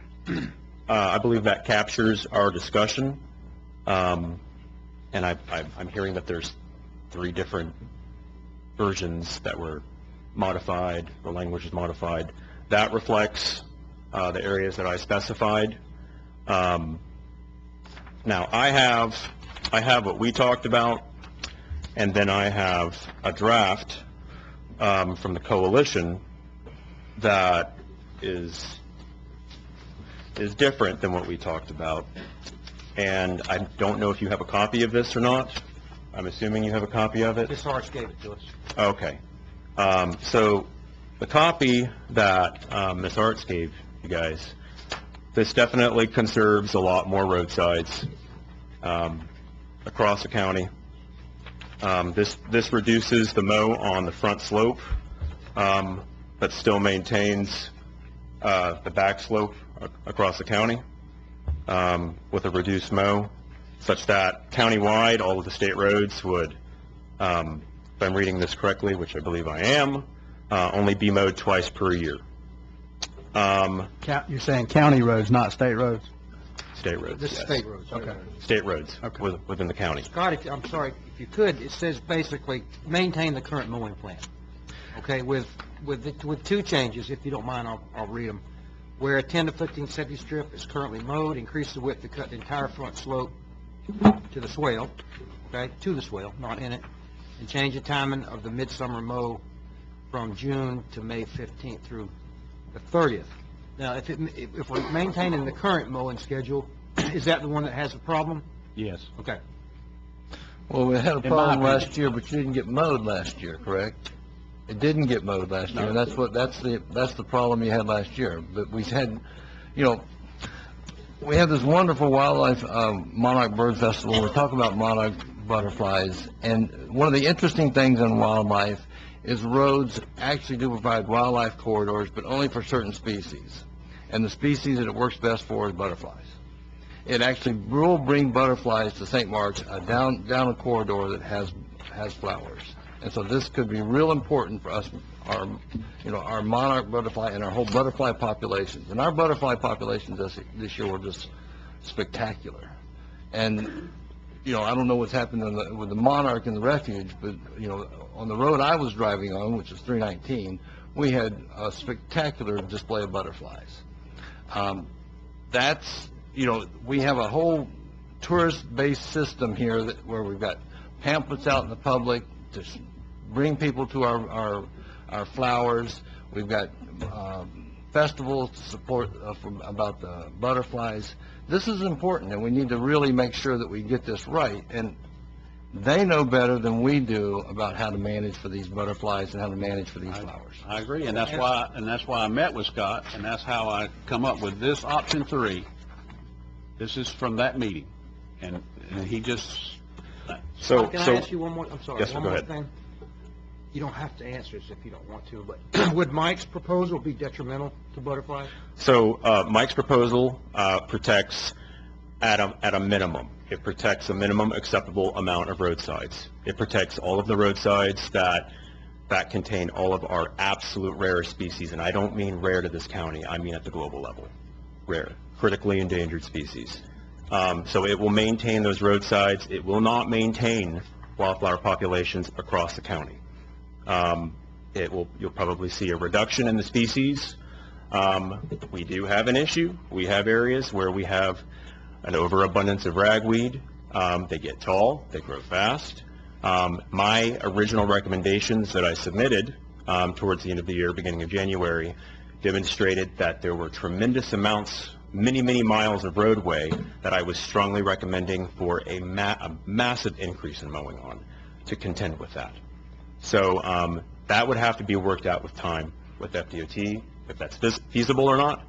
But as far as these two proposals are concerned, the one that was given to me from the coalition would not mow the back slopes but 2 times per year. That would maintain those wildflowers countywide. And that would also deal with our issues with our unsafe roadways like over in Medart where stuff grows. But we would have heavy losses as a result of that. However, what you and I discussed would definitely protect all of our rarest populations of rare species. You say heavy losses. Yes. 2 times would be detrimental to the flowers. No. I'm sorry if I didn't. So mowing twice per year on the back slope, that's not going to be detrimental. But if you do a full right-of-way mow 6 times per year, that's not going to work. So a number of our rare plants, including milkweeds, they require 3 months, and some of them require 6 months in order for their seed pods to ripen. So once the flower is done on those milkweeds, some of those species need another 6 months just for that seed pod to ripen. If they get mowed too early, there's not going to be any recruitment the following year. But, Mr. Chairman, we're not proposing cutting 6 times a year. I mean, what's going to get mowed 6 times a year is those roads that have no Crawfordville Highway, for very example. few wildflowers on them now. And Woodville Highway, Crawfordville Highway, we get mowed 6 times Right. a year, right? what happened last year probably was, because of the weather, we had a lot of growth on 98. It was ugly. It was a mess. And we had some bad, ugly growth on 319. Again, we didn't get one complete cut, I'm told by the contractor, all of last year. And then when we finally got to where we cut 98, he had to mow it 3 times to get it to cut, and just about he tore up some of his equipment, is what I'm told, trying to mow it. And it was areas that didn't need to be growing. I mean, Scott himself said that those areas, like between Wakulla High School and Spring Creek Highway, could have been mowed and didn't even need to be growing. So I'm just trying to reach where we're protecting the wildflowers that need to be protected, and we're providing the safety that needs to be. If I'm on a motorcycle, or I have been nervous about driving down some of the roads myself because of wildlife coming out and getting in front. I mean, you say what you want, you got to have time to react, and if you don't have enough right-of-way cut, then I think we're providing a safety issue when we are allowing a safety issue when we don't cut the roads properly. So Let me ask a little background. This almost is more complicated than a feral cat issue, but what do we have now? We had a program before. You brought up an agenda item to change it, to increase the mowing. This letter I'm seeing right here says maintain its current mowing plan, right, as it exists today. But the one today, you're saying is not doing the job. I'm not proposing that. I'm proposing this option 3 letter. Yeah, I understand. But what they're proposing, the flower people, forgive me for saying that. They're proposing to keep what we have today with a couple of increases. They're mowing down to the swale, not just the safety strip. I'm confused about what happened on 98 last year. Why was it not mowed along the front slope? I don't I don't know why it wasn't mowed, but you had one of the issues about this, what they're proposing now is moving forward the summer mow into May. And that was it there. And that'll make it drier, which is probably the reason they don't get mowed a lot of times, because it's too wet for them to go through. If he goes through in May, that's when the fire, that's when it's supposed to be cut, and so that would work a lot better for the flowers and make it a lot easier on the mower. Yes, that's a primary reason for me recommending for it to be pushed back to May. And that also mimics what would have been a natural fire regime also. So it's likely to knock out those seedling ragweeds. as they're popping up in the spring before they get the chance to get some rain and get taller. I drive that section from Panacea up to 319 all year. At certain times of the year, tremendous amount of butterflies. It may be that when I notice that the area is mowed, of course you don't have as many butterflies, but just a matter of, it's a little bit off the conversation, but I would kill 5 butterflies every time I moved up the road. If we've got 10,000 cars, we're going to kill 50,000 butterflies a day. Now let's just say I kill 2 in that way, and it doesn't make any difference because we're not going to change that. But 2 in 10,000 cars is 20,000 a day, and that's doable in the county. It's amazing. But to mow back keeps the butterflies truly somewhat out of the traffic pattern. I'm not in favor of any wildflower being within 15 feet of the roadside, personally. I want them away from the road's edge. I want the flowers in the woods is where I want them. But Do we work down St. Mark's Road from 98 down St. Mark to the city of St. Mark? We have wildflowers down that way. Woodville Highway. City of St. Mark's is under contract with FDOT. Yeah, we need flowers down bottoms. There's a huge number of people, and yeah, pretty much. Those are county roads, Jerry. Yeah. We're trying to concentrate on state roads tonight. I mean, we can do what we want with county roads. Are you going to have a specific motion so that when citizens get up to speak, they'll know what they're... I read it. That's my motion. Okay. Is that option 3 with that addition to that, and everybody has that in hand, with that addition of from Newport to the county line. I'll second your motion. We have a motion and a second. Let's go ahead and hear from the citizens. Thank you, sir. Ms. Arts, I know you're ready.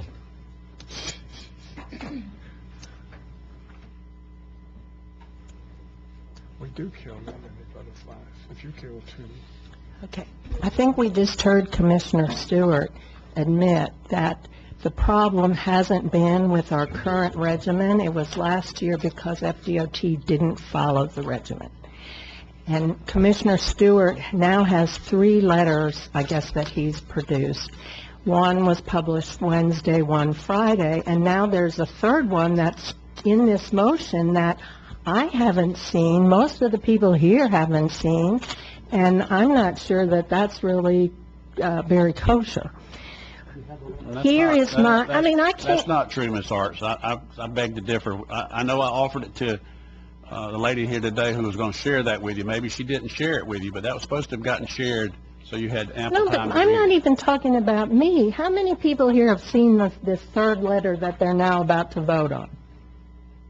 Anyway, from the people who have been reviewing the letter that was published Wednesday and the letter that was published Friday, and who have been communicating to me and working as kind of a loose coalition, the strong preference is for the 1st letter, which then people made revisions to, and that's what you're seeing as the coalition or the alternative letter. That's what we would really like to see you approve tonight. Are you saying his 1st letter with revisions, or his Correct. 1st letter as it stands? No, not as it stands. His 1st letter as revised by the coalition, which is what you all have as the alternative letter for the coalition. Right, and you were emailed it in advance. That's the one you were talking about that keeps the program as is. And the reason that was in there is to avoid having to go through all the distinctions between urbanized versus non-urbanized and whatever, which Commissioner Stewart doesn't even have in his letters, you know. So if we keep the program as it is, then all of those distinctions with the urban versus non-urban areas are maintained. And 2 very simple changes are proposed. The first, actually the best of them, is moving the midsummer mow to late May, because that will most effectively address Commissioner Stewart's concerns and will be best for butterflies and wildflowers and butterflies. So that is really important to do. And then the second is sure, let's mow more of the front slope. That'll also help with the addition of some of these tall vegetation. So what the coalition has come up with is a very simple proposal to FDOT. Just make those two changes, and then let's evaluate it. Let's see if that addresses the vision, the visibility concerns, and if that addresses the other concerns. Generally speaking, I have a, Mr. Stewart may not appreciate this, but what's the difficulty with, not your coalition, but you're representing your coalition, what's the difficulty with you and Mr. Stewart getting together and agreeing upon something? Not your coalition, but you representing your coalition. We did that. And we were... Okay. We did that, and my first option come out, they weren't happy with my first option at all. We batted it around, and we come up with a second option. They didn't like that, so now we're here, that's why we're at option 3, because quite honestly, I can't seem to address all their issues satisfactorily, so we're here. Guys, y'all asked me to do this. I've done my job in trying to You've done a good job. Satisfy what we were concerned about, which was safety and trying to help with the wildflower. I'm fine with whatever you do. This is my motion. If it doesn't pass, I'm done with wildflowers. Well, I'm done with mowing. It can grow up however it needs to get. I hope the rest of you will not vote to support Commissioner Stewart's motion, and it will instead propose this alternative letter, coalition letter, approve that, see where it goes. And the last sentence states that we're going to work to try and do more designated areas with signage, follow the DOT's process, and then when all of those are safely protected, you can back off the other roads. That's what we're asking for. Can you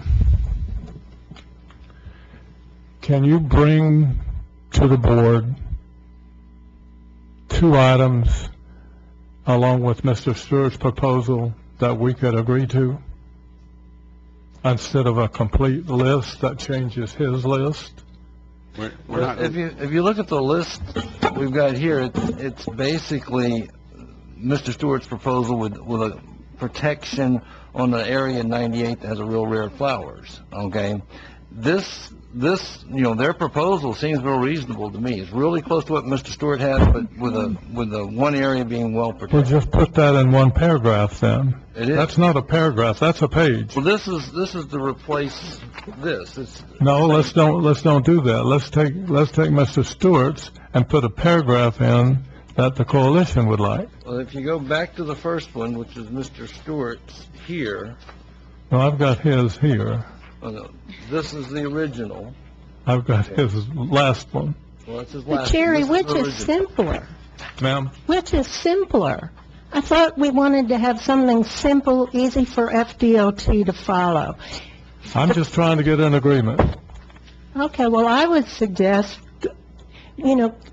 what Commissioner Stewart's trying to do in his letter is encompassed in the coalition's letter. It's not possible, it's like when you've got something little and something big, you can't add the big to the little. It doesn't, are you following me? No, he's not. No. Well, I'm not either. I mean, the first proposal is broader.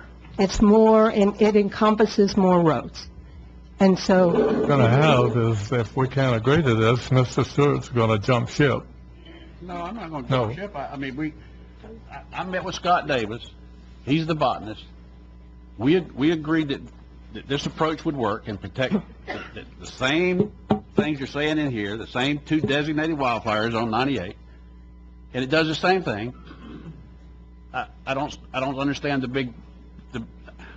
What Scott Davis told you all very clearly is Commissioner Stewart's letter, the one that you're about to vote on, is like the minimum in that it protects the most endangered species. But if you really want to preserve a lot of wildflowers, including milkweeds, have healthy monarch populations, That letter won't do it.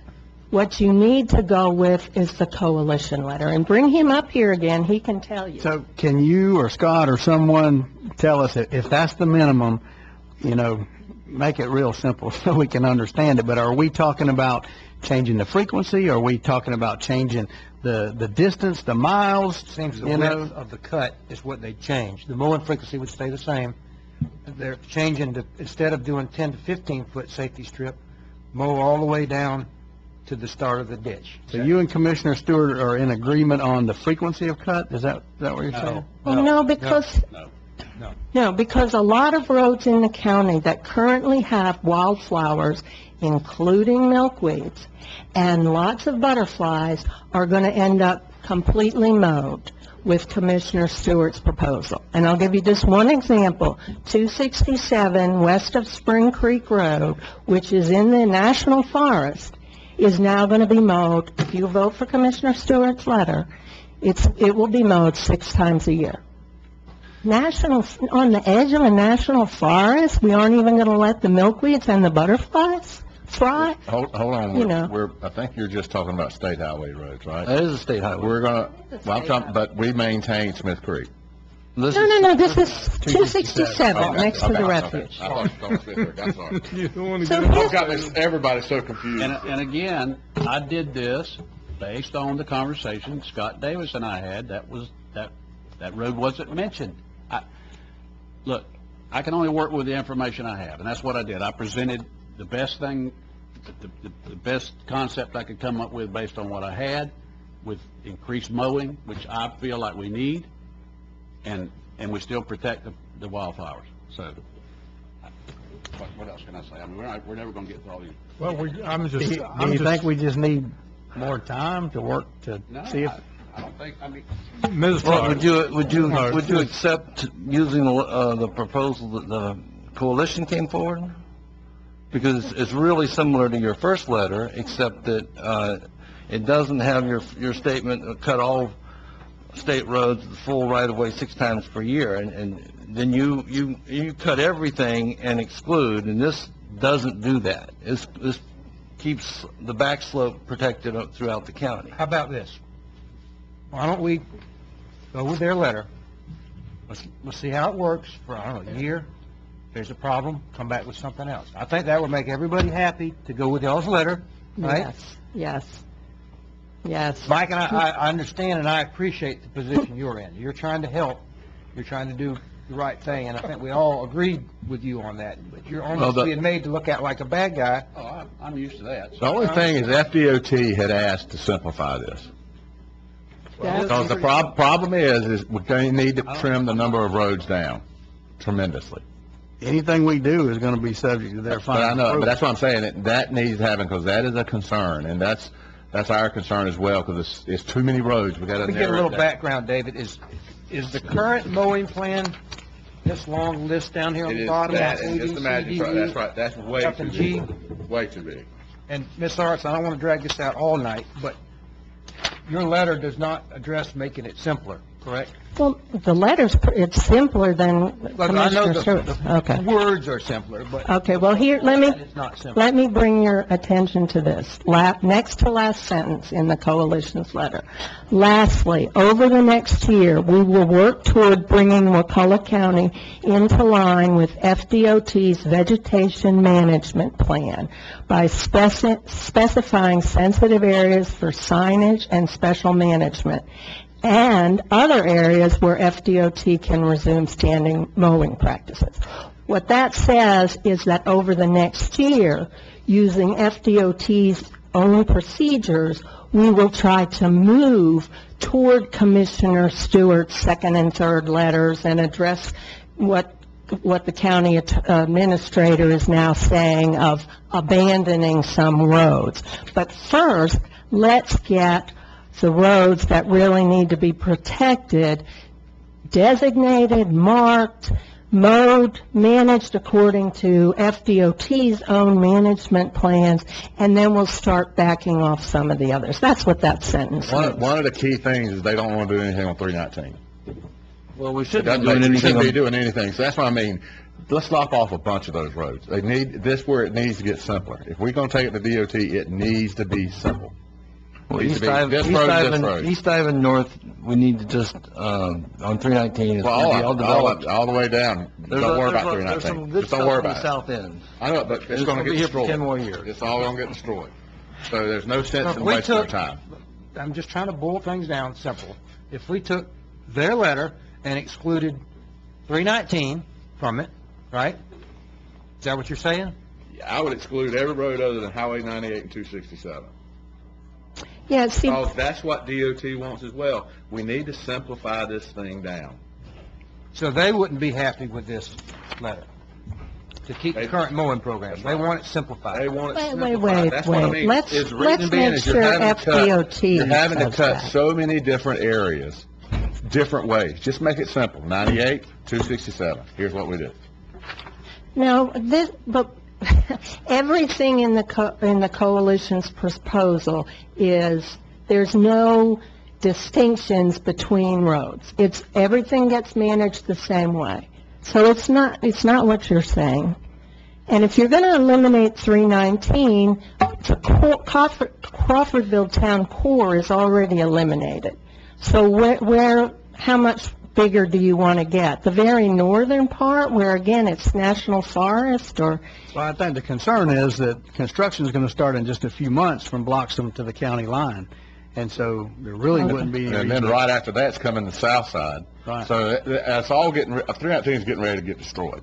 Okay, well, I mean, I think it makes sense to maybe, to the coalition's letter, just exclude 319 from that. Scott, do you agree with that? I've actually been in dialogue with FDOT about removing the core. Which is what my, On 319 prior. that's what this is. No, that's right. We're getting right back to his letter. Getting right back to your letter. And that's Right why, back to his letter. and that's why we should go ahead and eliminate 319, but maintain Okay. everything else. Okay, so Randy, that's an excellent suggestion, or whoever, I think, to stay with this letter and add that, whoever proposed I that. did. Okay. But the motion on the floor is still Mike's Yes. letter. I'm standing behind this option 3 because this is, I spent a great deal of energy and time meeting with the folks. This was the compromise. Are we ever going to get to where everybody's happy? No, but I think this is a middle of the road. I think, we said, let's come back in 2 years and readdress it again. And Now, on the same note from what I just said earlier about we could try theirs and look at it, we could also try yours and come back and look at it in a And year. mine, Randy, was in a great deal of anguish trying to work with folks to write. But you and Scott spent Okay. a lot of time going Well, over we're it. not, a lot of emails back and forth with a lot of other different people other than Scott, but in the end, Scott and I sat down and that's, we could, if this is the minimum, if that's, then that's the minimum. I'm sorry, I'm looking for safety. First concern, and FDOT said, wait a minute, Chuck, the first concern that DOT said to me was safety. What's the Then safety wildflowers. concern? People having accidents from wildlife running out in front of them. But if when you mow the road in the winter, you attract wildlife to the road. I can see them coming. I can't see them coming now. That's my point. But they won't be there as much if you haven't mowed it, that's the point. What about their point, Mike, about instead of doing the full cut in mid-May, they suggested moving it to a different, Mid-May's when they suggested moving it. that's to. when they suggest moving it to, okay, and that's in your letter. Yes. So right now, it's done, I think, in the July, or June or July or something. Y'all can vote up or down my motion, then we can do something different, but I'm just, Tell us again what the fourth item was. I know fourth item is I'm sorry, the fourth item is to add from Newport to the county line, Jefferson, or, Taylor County line, just a half of the front slope, because there is only a front slope that you can mow there. Pretty much it goes into the swell, and it's all Or the marsh deer anyway. lives on the side of the road out there. Yes, but so we'll just do like a 15 or 20 foot swath down both sides there. So to the this, county line. this would be protecting 98 and 267 only on the backside of the... Yes. All the back, ditches and back slopes. And what about the 267 going out into the forest? Well, that wasn't mentioned, so I didn't put it in there. Now, if that's an issue, then we can just do the fronts, and I'm fine with that. When I hunt over in Liberty County, and when I go through the forest, it's beautiful because they mow just the front slope and up into the swell. They go in right up to the back side of the swell there. I'm fine with mowing just the front slope of 267, if that'll... You want to add that to your list? Sure.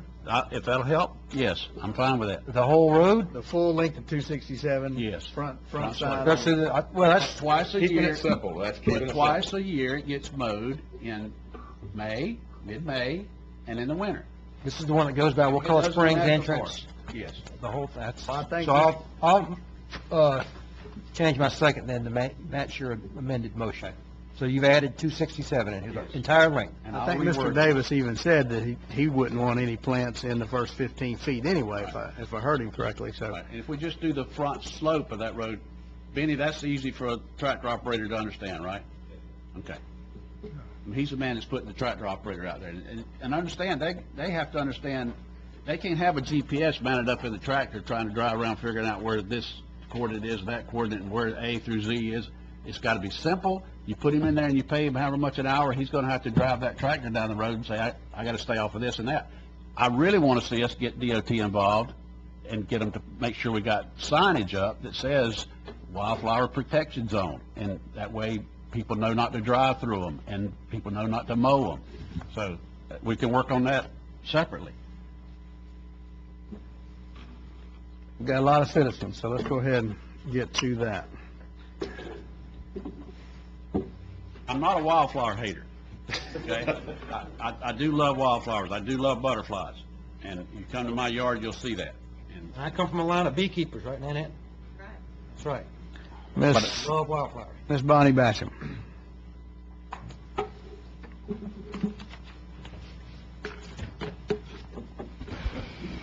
Thank you. My name is Bonnie Basham. I reside at 10797 Wadesboro Road in Leon County, but my heart's in Wakulla County. And I am serving as the interim president of the Florida Native Plant Society chapter here for Wakulla and Franklin County. And it's in that capacity that I'd like to speak with you this evening. We do support the coalition letter, and I have had numerous conversations with Commissioner Stewart starting on Friday and as late as an hour before the commission meeting, so I want to recognize that. I do appreciate the fact that of the move to late May, and we do appreciate the 2-year review. We think it's really important to come back and make sure that what we're doing is right. We also support the coalition letter, and as I understand it, and as it's been perhaps amended this evening, so we would urge you to use the coalition letter. It does have Commissioner Stewart's issues in it. We think it's a more complete, you heard Scott say, it protects more of the wildflowers for the pollinators, so we would urge you to use that letter. And thank you. I'm happy to ask your questions. Thank you. Ms. Liz Sparks.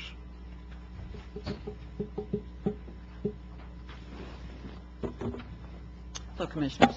I'm Liz Sparks. I reside in Tallahassee, Florida. And I represent the Big Bend Scenic Byway. I'm on the CME board, and also the Panhandle Wildflower Alliance. I'm the liaison between District 3 DOT and 16 counties from the Alabama state line to Jefferson County. And I would like to promote that the alternative letter is followed. And I know it's been really confusing. This has been really hard to follow. I've seen a lot of emails going back and forth. But essentially, if the DOT and the protocols are followed, there's a full right-of-way that's recommended in the winter. That's a really good idea. That's, border to border, takes out the woody vegetation and controls the weeds, and that's a standard protocol. And then the midsummer mow that Scott alluded to being done to imitate fire that happens when the normal lightning season would happen. And moving into May is a good idea, so that's an easy proposal. And, of course, it's important to have safety. That's DOT's first concern, and having the 15-foot stripe or the strip mode on the state roads, that's their standard protocol, and that could be done, in the 6 weeks, cycle 6 times a year, whatever, and then just throwing the full right away in there in the summer and in the fall. I'm sorry, and in the winter. I brought, this is a map that they just can't keep on the shelf in the tourism centers. It's developed by the Wildflower Foundation, which is funded by the sale of wildflower plates, and it was done in partnerships with Visit Florida. And Wakulla County figures prominently in it, with all the public conservation land that you have here. Tremendous natural resources, which is really, really important for nature-based recreation, which is a huge economic driver in our tourism economy. And there's a lot of exciting things coming to Wakulla County with the development of the Big Bend Scenic Byway. This is the first National Scenic Byway to have an access able. They've worked out a really interesting table and a map of where you can find accessible amenities, and it's wonderful. They've done a lot of research on that, and again, Wakulla County figures prominently that. There is almost $1 million worth of kiosk and signage coming through former grants with the Federal Highway Administration, and those are going to start putting in place within the next year or so. And that's going to be a huge draw for people to come to Wakulla, and one of the things they're going to really appreciate seeing are beautiful stretches of wildflowers. And there's so much public land here where the flowers creep into the roadways. If you have a pretty simple regimen and you mow the front strip, the width of the bat wing, it's easy for DOT to follow, and then follow the twice a year full right away. And that protects a lot of the flowers that we're talking about and provides critical habitat and a wildflower and wildlife corridor. And that's what tourists love, and they want to leave their money here. That really would benefit your small businesses along the roadways and the local economy, so I think that's important. So. Thank you for your consideration. Thank you. I'd just like to say, we got these letters kind of late today, and we've all kind of options have come out. I'm still trying to get my brain wrapped around, the differences between the two, because they both have some level of protection. And so if you guys can shed light on that as you come up, what roads are we doing too much, too little, too frequent, not frequent enough? I mean, to me, that's what we kind of need to understand, at least I need to understand. Mickey Cantner.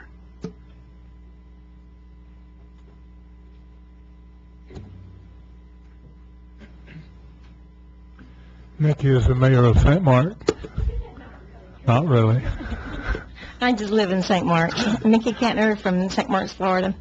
I just want to say I'm in support of protecting the wildflowers and the pollinators that depend on them. And the city of St. Marks also has made some efforts to save some areas coming into St. Marks. I don't know if you've noticed or not, but right there by the power plant, they have not mowed that area until this winter. But St. Marks is also trying to do that, so it's not the only area, just trying.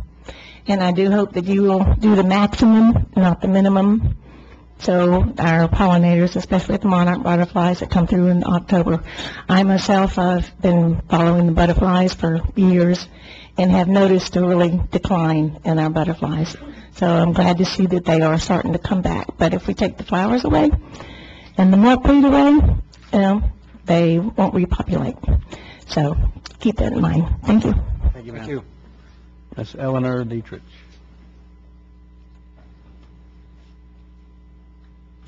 Good evening. Evening. Thanks for having me.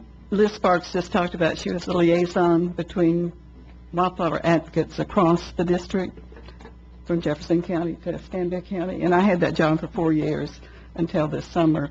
So I've had a chance to work with all the counties all the way across the whole area. And Wakulla County is the first county that really, with Lynn's help, started this whole wildflower program. And that's because Highway 98, the flowers are beautiful in the spring. They all got mowed down, and so many people were concerned about that. And so you really started this program. And at this point, there's like 16 counties, and 15 of them now have wildflower resolutions. And they're in the process of working on wildflower roads. And what I've done with DOT is help work out a standard process for counties to work with DOT, and also for people to understand what that process is. And essentially, what we've worked out, and I think you can add to this if you want to, that a letter is written from the county to DOT, to Dusty Moss, and the specifications for what you want are in that letter. And typically, what you do is you identify roads that have naturally occurring wildflowers, and you ask for those roads to be mowed 15 feet from the edge of the pavement for safety. And then when DOT gets that request, they come out and check it. They make sure that there's no safety issues on that. They're not going to approve anything that's going to be unsafe. Also, if it provides, if you've got high vegetation that needs weeding, mowing in the summertime, you can request that. Sometimes you don't have it, but sometimes you do. Wakulla is probably more comprehensive than most of the counties, because most of your state roads, if I'm right on this, Lynn and Benny, you get a 15-foot mow on all the state roads. Is that correct? All the state roads in this county are specified for 15 feet mowing with the right-of-way in the summer and in the winter. Except the urban areas. You don't want to do that there. That's not appropriate anyway. So all of that is really under your control, and it responds to a lot of what you said. As I understand this letter that I've just seen this evening, if you cut all the state roads, the full right-of-way, 6 times a year, you won't have any wildflowers. They can't regenerate that fast. They can't have their seeds that fast. So that's, pardon? Well, that's what your letter said. No, there's 4 items that's excluded. It drops down to 4 times. Right. 5 now. 5. Okay, you take those areas, and the remainder will be cut 6 times a year, full right-of-way, correct? Correct. Okay, so you've got these areas. These areas that you worked out with Scott were the ones that were particularly full of rare plants. It doesn't discriminate about whether they're wildflowers in general.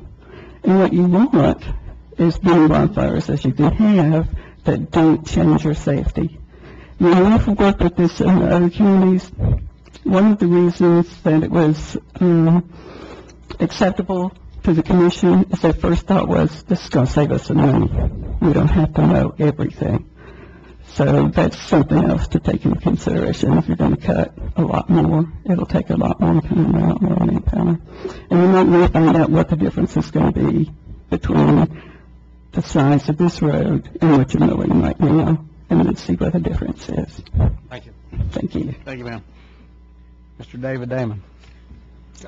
Mr. Chairman, just everybody understands, we don't pay for mowing the state road, so this financially means nothing. But it does, because that's our tax money. To the tax, oh, you know what I mean, David. Yeah. David Damon, Crawfordville, and that's one of the points I wanted to make. I think, you know, you're talking about mowing 6 times as much as what was done last year, because apparently it wasn't done. So, this is a cost factor. This is tax money. I mean, it is the state money, but this is our tax money, and it seems like all of a sudden we're saying, let's just mow 6 times as much. It'd be kind of like saying having, you know, the lawn care service come 6 times more than they already are coming. It's going to cost 6 times as much. So that's one factor. The other thing is, it seems like a moving target here. This is an agenda item that has changed from what it was originally, and it comes in tonight. None of these people have had a chance to review it. And I'm just baffled by how you can just come up with a whole new plan and present it when no one's had a chance to review it. And that just doesn't seem like there's much transparency there on that. And then the fact that I keep hearing about this is the minimum we can do to protect this. The absolute minimum. It's starting to sound like a bumper sticker. Wakulla County, where we do the minimum to protect wildlife. We don't do that with development. We're all in. But when it comes to wildlife, it's a bumper sticker saying, you need to do the right thing and go with a coalition letter. Lynn Arntz has spent a lot of time on this. Scott Davis is an expert. Let the experts put something together. You're not an expert. You've tried to learn about it, and you know you've put a lot of time in it, and I'm not taking away from that. But we've got people that are more qualified. Let's let them put something together, and let's try it for a year. What's the harm in that versus bringing something in at the last minute and saying, this is my new improved plan? So I would say, let's slow down, let's think this through, and let's do the best we can. instead of just rushing it through at the last minute like it seems like we're doing. Thank you. Thank you, sir. Let's see. J.K. Fail? Did I get that right? Yes. Philo, thank you. Philo? I only have lived here for the last year. St. Marks, Florida, Burnt Pine Loop. But for many years prior to that, I've worked with various agencies, U.S. Forest Service, St. Marks National Wildlife Refuge, and Florida Natural Areas Inventory. And I've been all up and down the roads and in the forest and the wildlands of these counties, particularly Wakulla County, which rests on the biodiversity hotspot of the nation, save for Alaska. And this also is not just an ecological issue, this is very much an economic one. I've talked with people in the Forest Service who also have companies with honeybees and apiaries, and also those who are very interested in maintaining our pollinator diversity, which not only plays an ecological role within our own ecosystems here in Wakulla County, but also globally and nationally. As we know, the monarch butterfly travels from Mexico to Canada, back, comes through here, stops along the way during the winter, pollinates all those crops up in the Midwest, pollinates our crops locally here, and I think it would be partially an economic disaster, and we're already seeing a drop in pollinators all across the nation due to multi-factors that are going out of our control, but this one is in our control, and I think perhaps we should reconsider and perhaps pull off a decision or stick with the original plan. There are experts. I am not working with all these various agencies, and I thank you all for working with these various agencies and to continue doing so for the best, not only for our county, but for the whole ecosystem as a whole and our economics. Thank you. Thank you, sir. Mr. David Roddenberry. Thank you so much. There seems to be a fair wind behind the proposal that I favor, the alternative letter, so most of what I would have said is obviated now, but I do want to ask clarification of one thing. The revised alternative letter revised a few minutes ago to let 319 out of the deal, let 319 go. I just want to, I hope you mean the part of 319 that is slated for laning only, not the part down through Shopee into Franklin County. It's still in, right? That's not even the motion on the floor. That's not even the motion on the floor, but no, that is the what do you call it, the area that will be disturbed. That will be for the project, okay, but otherwise 319. That was the area I was talking about. Not on the floor. But that's not part of the current That's not proposal. part of, that's right.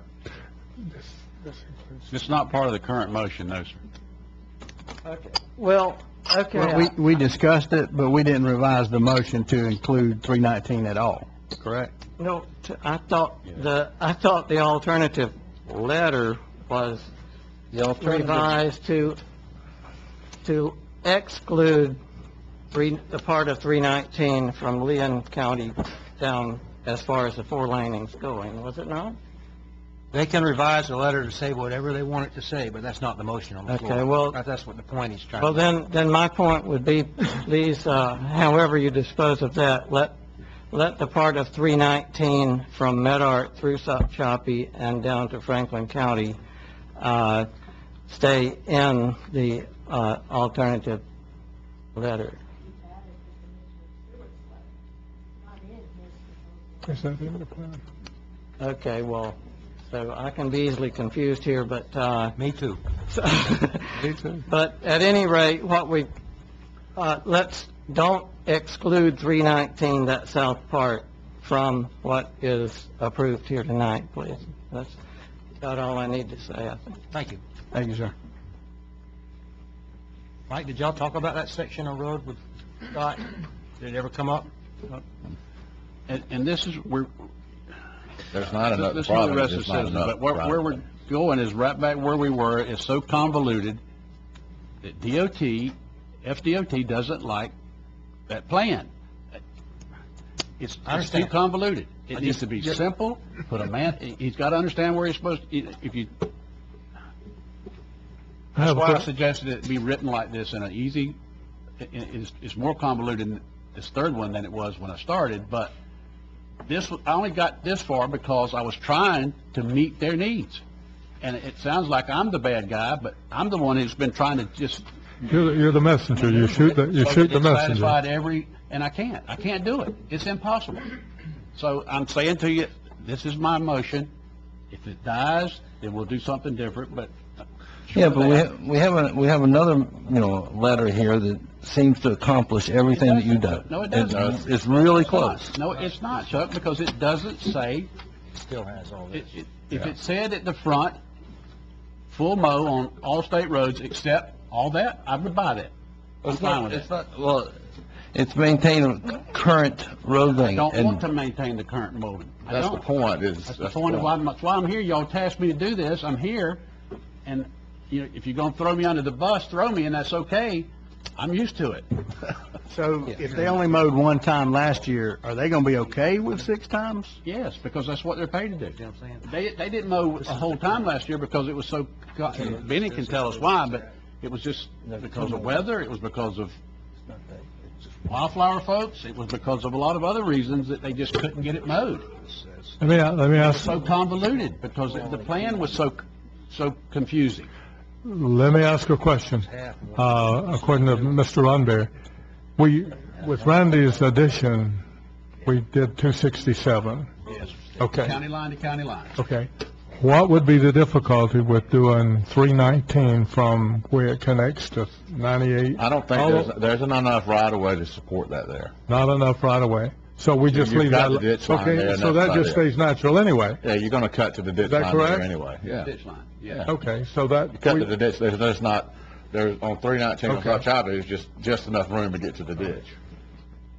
And is there any protected flowers in that stretch? I hadn't heard any It's always conversation. been mowed, No, so it continues to be mowed. not from the meeting that I had. Now, If you don't have area, you either mow it or you don't mow it. So That's right. we can't not mow it. So, and again, I'm just still trying to wrap Isn't my there brain. space on a wider right of way south of Sock Choppy going to the county line? There's a little bit, but a lot of that is right-of-way for the, power line. If you look at it, there's only about 8 foot of shoulder in the majority of places. Some Most places of that maybe area is 10. wet. It's real wet. Yeah. And what you're seeing is the bigger Right-of-way. right-of-way for the Power line. power line. All right, Mr. Richard Thompson. I'm sorry, Robert Thompson.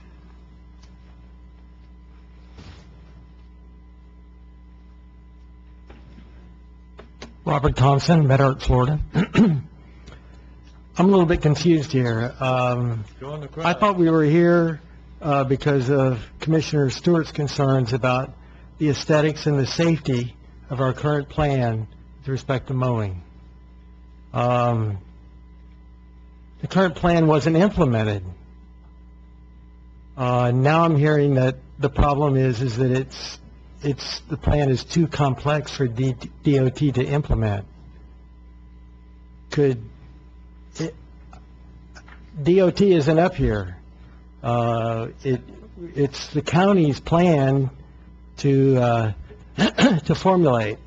And the expert, Scott Davis, says the item on the floor now, Commissioner Stewart's letter, protects the rare and endangered wildflowers, provides the minimum of protection.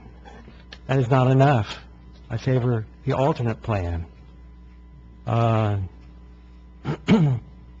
If the current plan is too complex for DOT to know where to mow, then mark the roadway. You yourself said we should work towards that, Commissioner Stewart. So with common sense measures, the alternate plan, I feel like, is the way to go to protect the wildflowers. Thank you. Thank you. Thank you, sir. Ms. Sandy Tedder.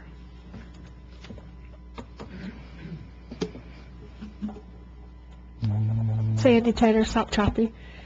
I'm a little confused too, but what I do know is that I have driven down our highways with people from around here and from around the world that come and visit in this area, and the wildflowers are spectacular. It's something that we really should preserve as much of, not the minimum that we can do, but as many wildflowers as we can save, we should save. It's incredible what this county has in wildflowers. And as far as the section between Medart and Franklin County line, where Highway 319 goes through Sop Choppy and on south, there are some stands of wildflowers there that are incredibly beautiful. And if they're going to be mowed 6 times a year, because they're not in your exception list, they're going to go away. They'll never recede. They'll never come back. They won't be there anymore. We won't be able to drive around, and people that are used to coming here and seeing all of our wildflowers, they're not going to see that. And it would be a crying shame not to have something of such beauty propagated and allowed to keep propagating over the years. What I would like to see is maybe table this. Don't have a motion. Let some of these folks like Liz and Scott and Lynn and some of the other people that really have some good ideas, and Commissioner Stewart, because you do have a big background with what you're proposing, sit back down and come up with the best plan, because we do have a very good resource, and we shouldn't rush into something that we could do better if we took a little more time, maybe. Thanks. Thank you. Thank you. Mr. Jake Hines.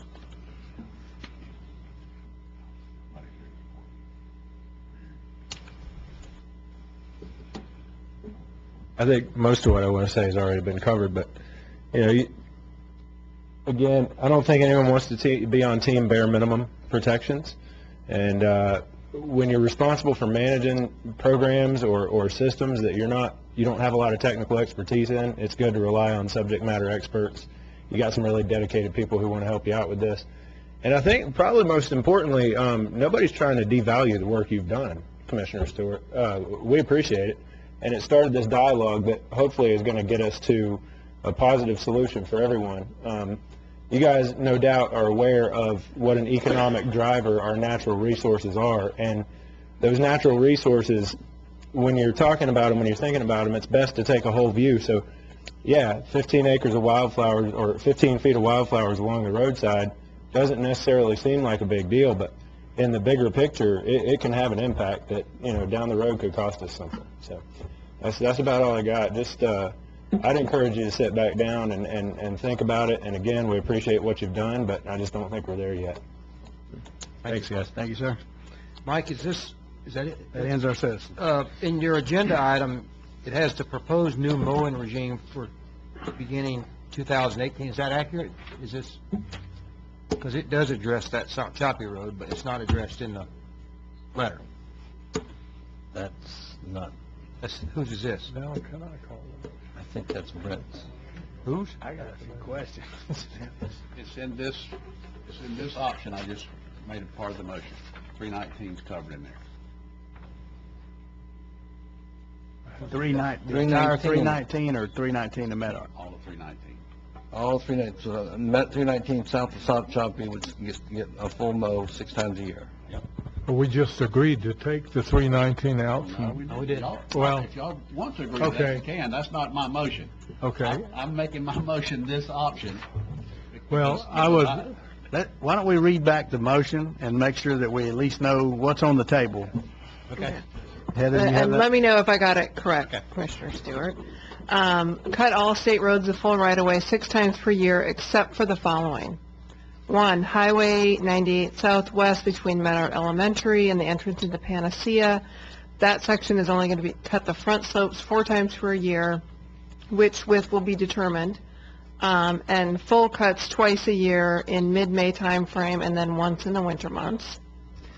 Number 2, Highway 98 east of Spring Creek Highway and west of Port Leon Drive, there are 2 existing wildflower areas. Those areas are going to only be cut the front slopes to the swale 4 times per year and only 1 cut of the full right-of-way during the winter months. On the entire length of Highway 267 within the county, cut only the front slope 4 times per year with a full cut in mid-May and once in the winter months. And then Highway 98 from Newport east to the county line only cut the front slope, which is going to be a 15 to 20 foot width? Right. And Correct. That's my motion. Please change mid-May to late May. I think Randy had an addition to that. On 266. Do you mind changing the date to what Ms. Arch, mid-May to late May? Well, we need to work with DOT, FDOT. I mean, that's not hard and fast that it be mid-May. That's going to be dictated by weather, and that's fine. I mean, it can happen on the 15th, it could happen on the 30th, but it's, you know, We could ask. I don't think that matters. mid to late May. So, Will you add that? Just yes, that's fine. Late May. So, we got one more citizen. Let's go ahead and hear from Ms. Gail Fishman. Then I've got a couple more questions.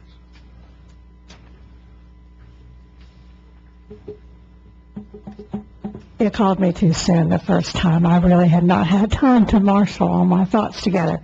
So, I live in Tallahassee, but I work in Wakulla County, and I drive down here a lot, and I work at St. Mark's Refuge.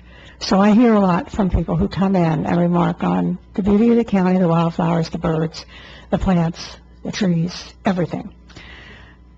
I also hear when they're not happy. But I want to include pollinators, I want to include the butterflies, but I also want you to think about the other creatures that depend on wildflowers in a tangential way. You have a variety of bees. Florida has more than 300 native species of bees. Native bees, not honeybees, but native bees. There are other insects that are on those flowers. When the birds are migrating through in the spring and in the fall, the birds are a lot of times looking for grass seeds to eat. They are looking for insects to eat. They are looking for other things. So there's going to be other animals that depend on those flowers. When the birds are in their breeding season, they're in the summer, they are going to be looking for insects. They're going to be looking for grass seeds and seeds that come off of other plants. So you have to consider that there is way much more at stake than just our butterflies. And birds, people come here for the flowers, they come here for the butterflies, and they also come for the birds. So you have to consider this whole thing, this big picture, not just a small picture. I would so much rather see the woods burned. I would rather see the roadsides burned, but I know that's not feasible in every area. I really believe that if you wanted to do this right, and I know you put a lot of time into it, and I know Scott has, and I know Lynn has, and I know other people have, but if you really wanted to do this right, let us pause. Let us just take a break. Let us take a deep breath. Let us come back, and let us talk about it and put it all together in a bigger picture that can address it and kind of try to keep everybody happy. We want to keep DOT happy. We want to keep roadsides safe. We want to keep our wildlife populations, from little tiny bees and ants all the way up to everything else, to be safe and keep people coming to Wakulla County, leaving their money here and going home. Thank you, ma'am. Here. I have a question. If we, let's say we approve Mike's version tonight, and somebody has an improvement on that next week, could we, at that point, add that to the version that we might approve tonight? I wouldn't. If you're going to approve his, I would look at it over the span of the year and see how it worked, and then make adjustments once a year. Just like either plan you do, it's not fair to. Okay, I understand that, but my question is still this. If we approve this tonight, and there's some great omission in what we have approved. That is up to you guys. Yeah, that they could bring it to us, then I call the motion. We had to get a second. Hold on, Jerry. We had to get a second on call the question. Let Chuck's got a lot to say. I can see it. Yes. You know, since I have a good base of knowledge in this category, you know, we have a treasure here with our Apalachicola National Forest, or St. Mark's Wildlife Refuge, and our state parks, and we're in the center of biological diversity, and it's up to us to protect it. And one of the things we have to do is we have to recognize that because a lot of our land managers are not doing their jobs, it's putting more pressure on us because species that normally would be in the woods are now have refugia only in these ditch corridors that they've been maintained in the last 40 years. Now, I would love to have our land managers get burning such that those species get back into the woods, but that hasn't happened yet. And as we're going to maintain this biological diversity, we need to make sure that those ditch corridors are protected and only mowed in a similar manner that will maintain the flowers, such as what Scott has proposed. To go in and just blanket mow a lot of these roads, if we haven't got it on this list, then that means we're going to lose the species that are there. That's kind of drastic to me.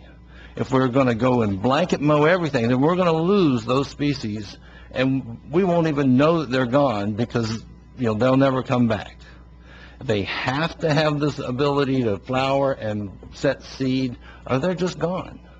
Now, we've lost some over time in a lot of places, but we need to go into this a step at a time. Not all, not full bore, cut, the full right-of-way. And to me, if we just went through and did the 15-foot safety strip and on every road, and some of the roads, a 15-foot safety strip on Woodville Highway and Spring Creek Highway, that's everything. There's nothing there except basically the 15-foot safety strip. But when you're talking about 98, 267, and 319, there's a lot more there. Now, with the development of 319, that's already going to be lost. But there's a lot of areas out in the forest, down Sopchoppy Highway, down going to Franklin County that need to be protected, and those are not on this list right now.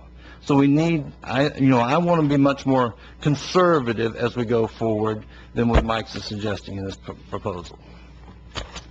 Very good. Question, make sure I understand. 61 and Woodville Highway would get full mows, according to what's proposed. Maybe this is for Mr. Davis, are there any flowers there of noteworthy protection? I mean, is there, I'm trying to, that's my district, that's where I live, and so I'm trying to make sure that we don't scorch my district, and is there anything there? Chuck just mentioned that we probably wouldn't have more than 15 feet on Woodville Highway, but what's your opinion of what is there that would be affected?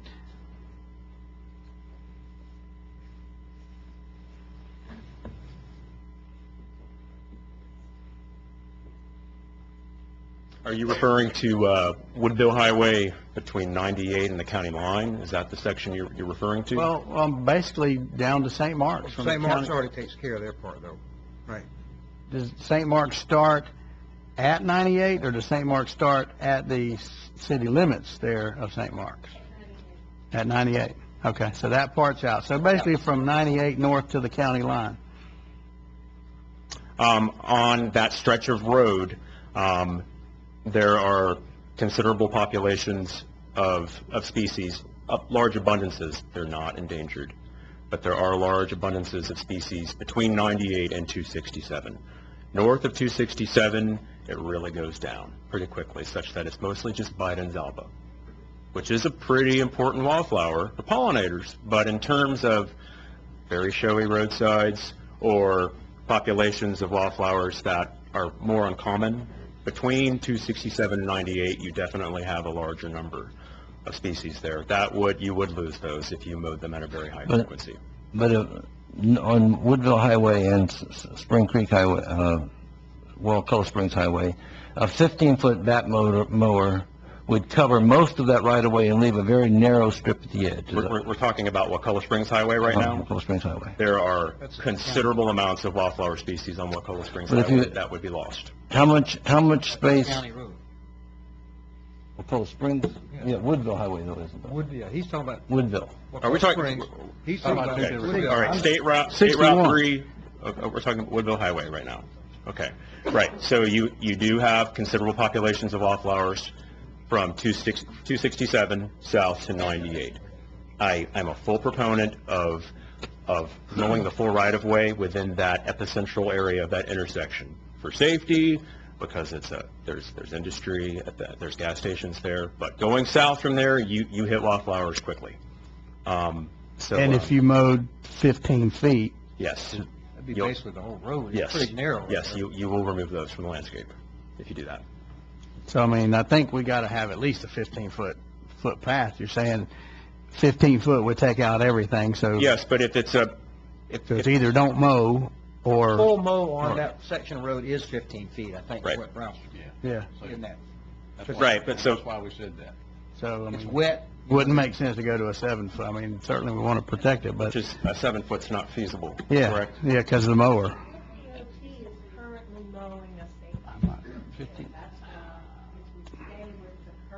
Not gonna work.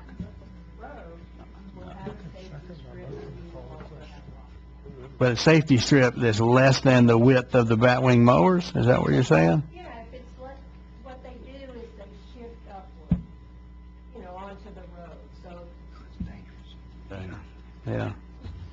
Okay, so FDOT has implemented a less than 15-foot partial mow on Woodville Highway. Prescription for that road is 10. Okay, because there has definitely been a strip left over the last 3 years, and that's why those plants have held on, at least in my time here. So, okay. So, what about 61 from, say, 267 north to the county line? That's a county road though, right?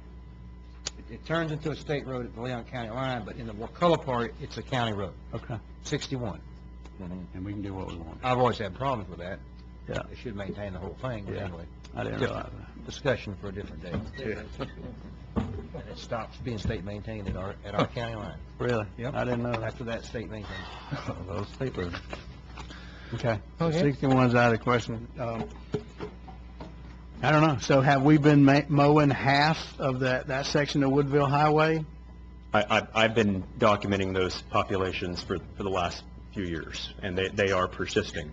Yeah. On the back side, closest to the back side of the right-of-way, right there, that's where they're at.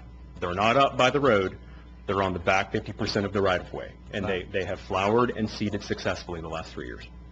So, I mean, is that not worth protecting that section, or? I don't see how that's going to change, to be honest with you, given how narrow that road is. Can they get a mower back where you're talking about, where the flowers are growing? I mean, whenever they do their full mow in the dormant season, they do a good job, so. Adds to the equation, and that's what we're trying to, and that was what we said back in October. That's what you tasked me to do. Try to simplify it. Yeah. Trying to work with FDOT, and I'm ready to vote on it. If we can call. I call the question. A second. All right, we got a motion and a second to call the question, so the vote is whether or not we're going to stop conversation now and vote. All in favor of calling the question? Aye. Aye. Aye. All opposed? Aye. It passed 3-2, so discussion is now over, and we are back to the motion. No further discussion. All in favor of the motion as it stands? Aye. Aye. Aye. Opposed? Aye. Motion passes 3-2. And thank you. Thank you And I for a would like lot of work in this. I would like to come back and look at it at some point in the future. My position on this is basically, we had to get something in the works. With the conversation, those are for one thing, those are for another. We were never going to get anywhere. But now that we have something, I think we got something we can build on. I don't think this is a solution, but it's something that you can build on. Bring something that we can understand that doesn't Jerry, have. things will be some parts. lost between now and then, and that's the problem. All right. They can bring something, we can vote for it. Let's go to something non-controversial, stop signs. Item number 16, Jerry. When I came on the board many years ago, we were working on the space between 267 and the old Shell Point Road, I believe. And we picked up, prior to my coming on, we picked up some right-of-way in order to basically pave that road, I believe, at that time.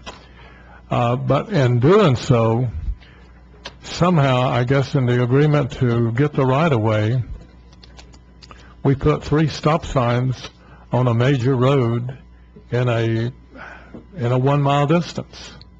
That's not very much different than having stop signs on any and all roads that come into, let's say, 319 that has a lot of traffic on it.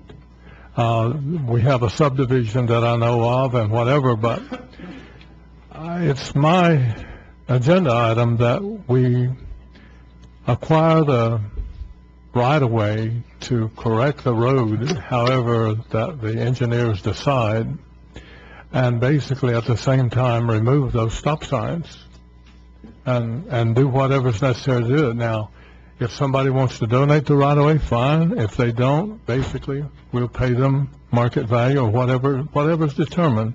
But there's so many people that use that road into Tallahassee. It's a really good exit in storms and so forth, but it doesn't make a lot of sense to have 3 stop signs. Really going one step farther, and it's not part of this, I'd like to see Wakulla Springs dead end to that Shade Point Road, where that the Spring Creek Road can have a full traffic, and let the Wakulla Springs Road dead into it. But my proposal is that we direct the staff to acquire the right-of-way to correct that road and to remove those road signs, those stop signs. We have a motion. Do we have a second? Can I offer a friendly, Mike, man, we talked about this at the last meeting. I'd like to offer a friendly amendment to your motion if we could. Kind of a halfway compromise. Number one, I got an email from a gentleman saying it didn't meet DOT standards for the green book. He's right. I mean, it doesn't for clear width and everything. I know the road was paved at the time because we wanted it paved, the board wanted it paved. So I would suggest to add to your motion is that we post no through trucks on both ends of that road, okay? You know, like semis, I understand there's some problem with some bigger trucks coming through there. Don't remove the signs until we put a speed traffic calming device at the intersections that each one of these stop signs are at. It's one of those you can drive over 35 miles an hour, but if you go over it much faster than that, Mike, you know what I'm talking about. And also make sure the speed limit from if you're left the 3rd stop sign heading north, everything from there south should be 35 miles an hour. So from 35 south to 267? Correct. That's the stretch where it's the narrowest part at. And that's so basically the area where the 3 stop signs are. The speed limit would be 35 miles an hour to have a speed traffic calming in the intersection, slow people down. Okay, so we keep the roadway on the same size? Yeah, but no, I'm agree with you, acquire right-of-way part. Acquire the right-of-way. I'm not changing that. And use the speed, remove the signs and put up the speed bumps. Yeah, I see a lot of talk about, traffic calming. Stop signs are not traffic calming devices. Stop signs are regulatory signs.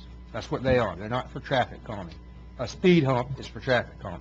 How about connecting Wakulla Springs Road? That's a different day. I can take your amendment. Okay, so we have a motion, or you make I'll second it. Okay, got a motion and a second. David, don't you already have a direction to get right-of-way in that area? Yeah, we're actively pursuing right-of-way, yes. So that's not... That we don't need direction. Mike, you've talked about this before. Do you have any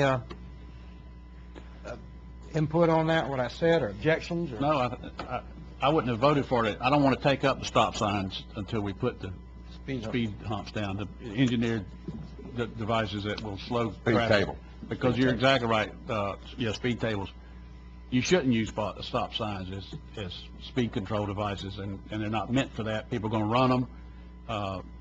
It's hard to enforce, but if we can use these speed control devices, and I agree it needs to be 35 through that zone from the northernmost stop sign south to 267. This is consistent with what we're doing on Revity Spears, too. Yeah, it's actually the safest option for the highway. There's a 3-way stop sign at Mayfair, Mike. You remember that one. That one's going to go away, and it's going to have these traffic hump right there at the intersection, too.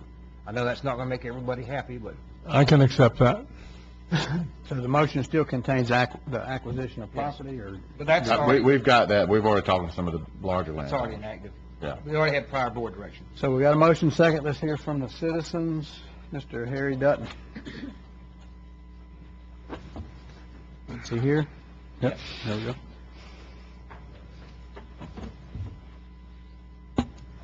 Okay, good evening, Mr. Chairman, Commissioners. I really appreciate the opportunity to speak to you on this agenda item. I do appreciate Commissioner Merrick's amendment. That would have been nice to have known maybe ahead of the meeting, because I came fully prepared to tell you that I'm absolutely in opposition to this. 2.5 years ago, this concept of taking down the stop signs was brought before you all, and Commissioner Moore, I was very impressed with your position at that time. You were definitely strongly committed to safety. Public safety was paramount in your mind. I have lived, by the way, my name is Harry Dutton, yes, I live on 63 Ball Court, which is a road that accesses, only way I can get to my property is through Old Shell Point Road. Before that road was paved, it was a good old-fashioned narrow dirt road, just like everywhere else in the county that had to get graded. If it didn't get graded, it get washboarded up, and you can just imagine what that was like to drive on that. So I've lived in this area on this property for 23 years, and have seen what the traffic is like. I've probably driven that road, I would fair to guess that more than anybody else probably in this room. So I know what it's like, I know what the traffic is like, and I know what the danger is like. And the danger is not perceived, it's real. I've had my wife herself, the front end of her car get ripped off by somebody speeding down Old Shell Point Road before it was paved. So when it was paved, that was kind of a love-hate relationship. I loved it because it was obviously nicer to drive back home or to and from an errand or grocery shopping, what have you. But we knew it was going to come at an expense, because people, you like to refer to it as a good artery for people going north to Tallahassee, et cetera. Well, we like to refer to it as a cut-through road, because people weren't used to doing that. They weren't ever going to use that road until it was paved. Now that it's paved, you bet it gets lots of traffic. Without those stop signs, that would be a racetrack, and it is still a racetrack. I experience people blowing through the stop signs. Maybe you're right. It's not the perfect traffic calming device, and stop signs aren't meant to do it, but it is effective.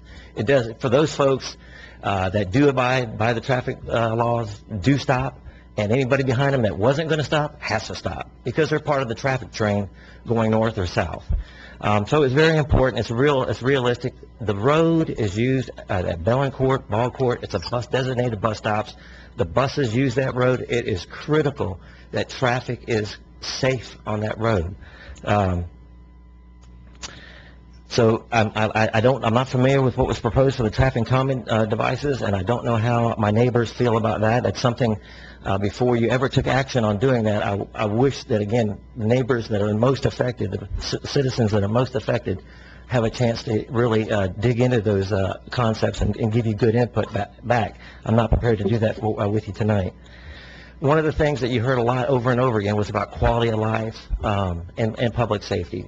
Those are all critical to us. These decisions are going to impact our quality of life and our safety. So I was prepared to come to you all tonight and request you to table this notion of taking down stop signs indefinitely. But in lieu of that, I absolutely would like to have your commitment to engaging the citizens or the residents of Kenmore Estates, and at least the right solution for the long term. Thank you. Thank you, sir. Thank you. Mr. Clay Metcalf.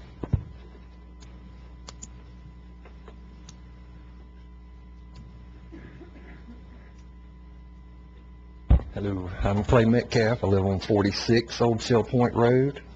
This is the third time I've been in here since 2011, when this road was paved, where I gave up land on both sides of that road in exchange for these stop signs. I gave up oak trees, 13 oak trees, and land at no expense to me. I'm still paying taxes on that property because it was never changed. No one ever come out and spoke to me about that. As far as him saying he's been talking to people about land, I own land on both sides of the road, so how could you do anything without talking to me? We haven't got to you yet. Yes, well, I've got a contract with Wakulla County. My land and trees give up for those stop signs. So if you're going to sit there and break the contract with me, I mean, where does that leave me? What does that tell me I've got running my country or running my county, or who, I'm constituent of this man who has never come spoke to me about this? And I don't understand how, you can, just come in and say, oh, these things aren't safe and this and this. I mean, where's DOT telling us, This is not Spring Creek Highway. This is Old Shell Point Road that runs through there. This is not a main highway. This is a neighborhood. You just said that this road would be left 35 miles an hour from the third stop sign back to 267. That's because this is a neighborhood. So why would you want to take down stop signs that are kids' bus stops? I mean, you cannot get a ticket for doing a sky wheelie over a speed bump. You can get a ticket for running a stop sign, and tickets work. I mean, everybody I know that's got a speeding ticket, they stop speeding for a while until at least, they feel safe again. But, I feel like I'm being done wrong here because no one wants to come out and speak with me, but yet I made a deal with you guys, give up land and trees for these stop signs, and now you're trying to tell me that you're just going to take them down. So that's dirty business as far as I'm concerned, and I've got a lot of people here that live in this neighborhood that feel like we're all getting railroaded. So I'd like for you to consider that. Thank you, sir. Mr. Mark Lundberg.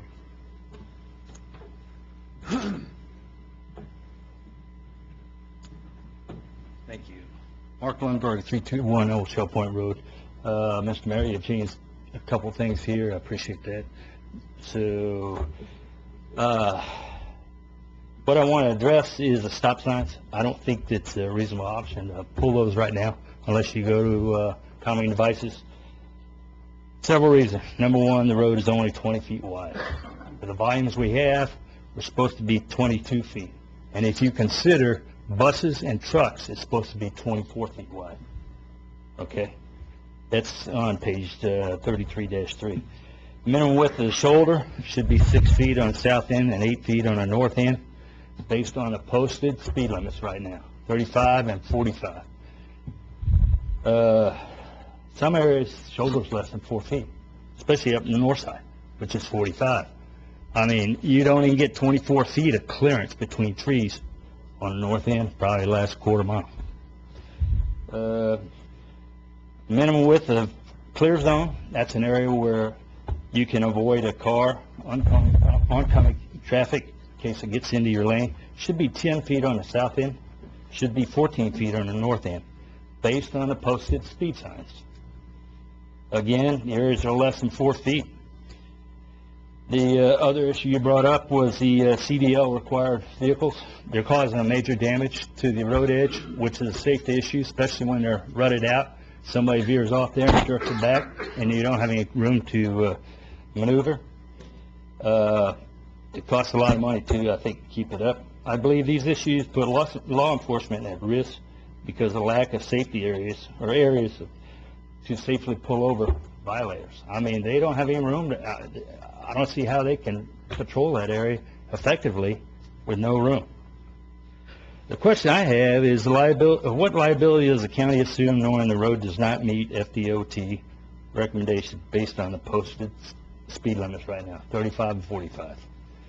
I do recommend calming devices and the posted speed limits be reestablished in accordance with the Florida Green Book. Very thorough email, by the way. Thank you. Thank you. Thank you, sir. Mr. Scott Taranto.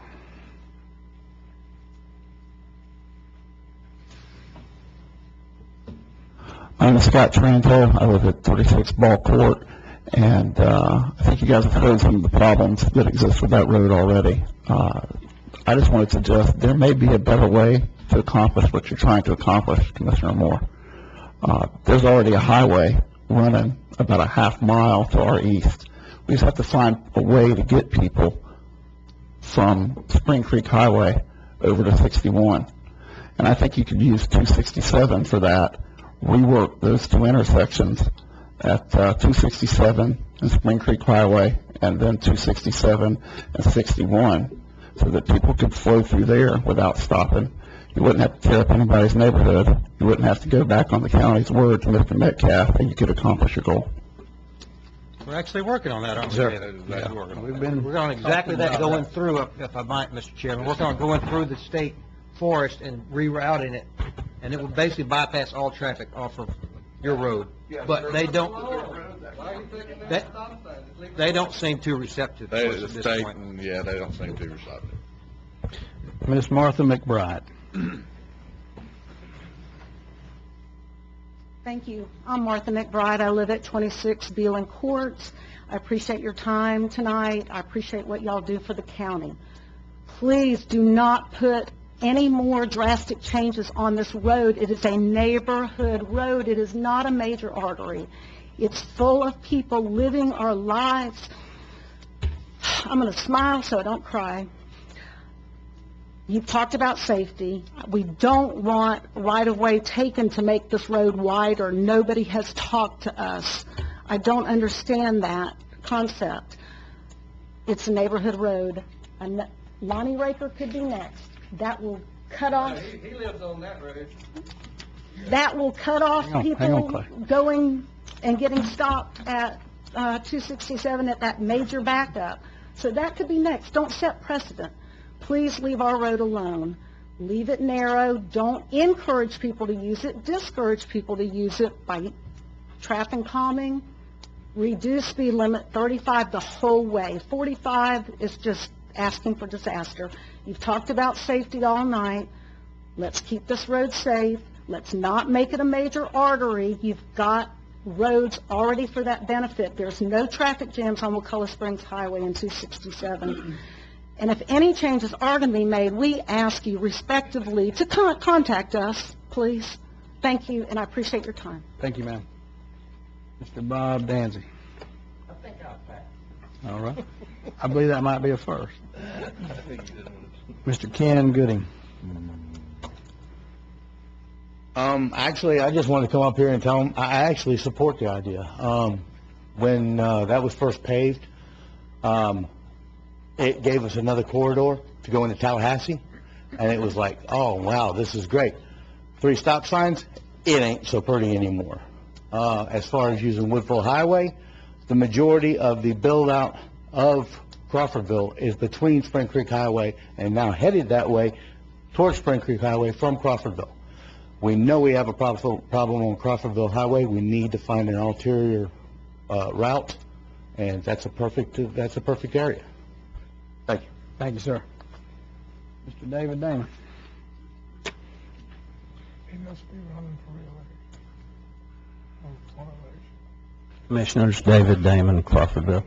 I remember when this first went in there, and I remember the county giving their word to Mr. Metcalf back here that those stop signs would be put in and trade for that property. So I think the issue here is, why is this even coming up at this point? Why wasn't he contacted? Why hasn't the county contacted any of these property owners? Why is it even before you? I mean, you can make that change right here tonight like that without ever having talked to the man you made a promise to. This shouldn't even be before the board tonight. That man should have been talked to. If your word's not any good, if you're not going to follow up on what was promised, what was put in writing by the county, then you're sending a message to all property owners in this county, beware, because they're going to come and do what they want. Even if they said they're going to do something today, they're going to change it down the road. So I think you need to think about that. The word was given, and I know you guys weren't on the commission at that time, but you represent the county. And that word was given to this man, and I don't think you should be voting on this tonight until you deal with him first off. Thank you. Thank you, sir. That ends our citizens. Go ahead. Going back to this gentleman here who was talking about an alternate route, and we were saying that we were not having much, is it impossible that we wouldn't have success going some other direction? The direction, the area that we've talked to the state park, Wakulla State Park, and the Park Service about, it's about the only spot that makes sense from an environmental standpoint, as well as mainly from a road efficiency standpoint. We've ran into some opposition. It's still not dead. It's still not dead.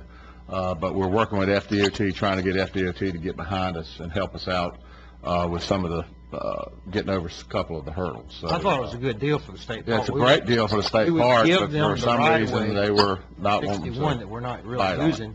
in exchange for, what was it, 90 acres in exchange for like, Yeah, it was 90 acres for, no, we were gonna give them 90 acres, and all we wanted back was like, I can't remember, 20 acres, something like that.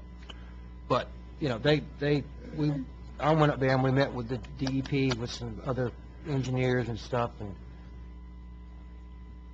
they Right. seem to think it's better the way it is than it would be Well, the road. it certainly isn't good the way it is. Hmm? It certainly isn't good the way it is. And the problem is if there's nowhere else to correct it up there. Where we're going is the obvious place to correct it, and that's what we want to do. That way it leaves it just the way Can the board ask you to send a letter? Can we take a vote? We've sent letters and we've sent everything. It's sitting at CRTPA right now. Well, it's going to cost a lot of money. It's going to cost a lot of money. They want a PD&E study, basically, which could run $100,000. Yeah. And first thing they said when we went and met with them is, why are you doing this here? Why don't you put it right here? And they pointed right at Old Shell Point Road. didn't they? Right. And that we have to overcome. You've got this corridor, Old Shell Point Road. Here it is. That's your corridor. Use it. And that's what FDOT says. There's your corridor. Use it. But it's And not dead. It's not then dead. there's, because we're saying, well, we don't want to because, well, they say we do that every day. I think everyone would prefer it to Yeah. run through, maybe not Yes. everyone, Chuck, but I would personally prefer the road to run through, because then we can get 200 foot of right of way, and it would That's match right. Spring Creek. There's idle land sitting there. It doesn't bother anybody. We can pop right on through there, but.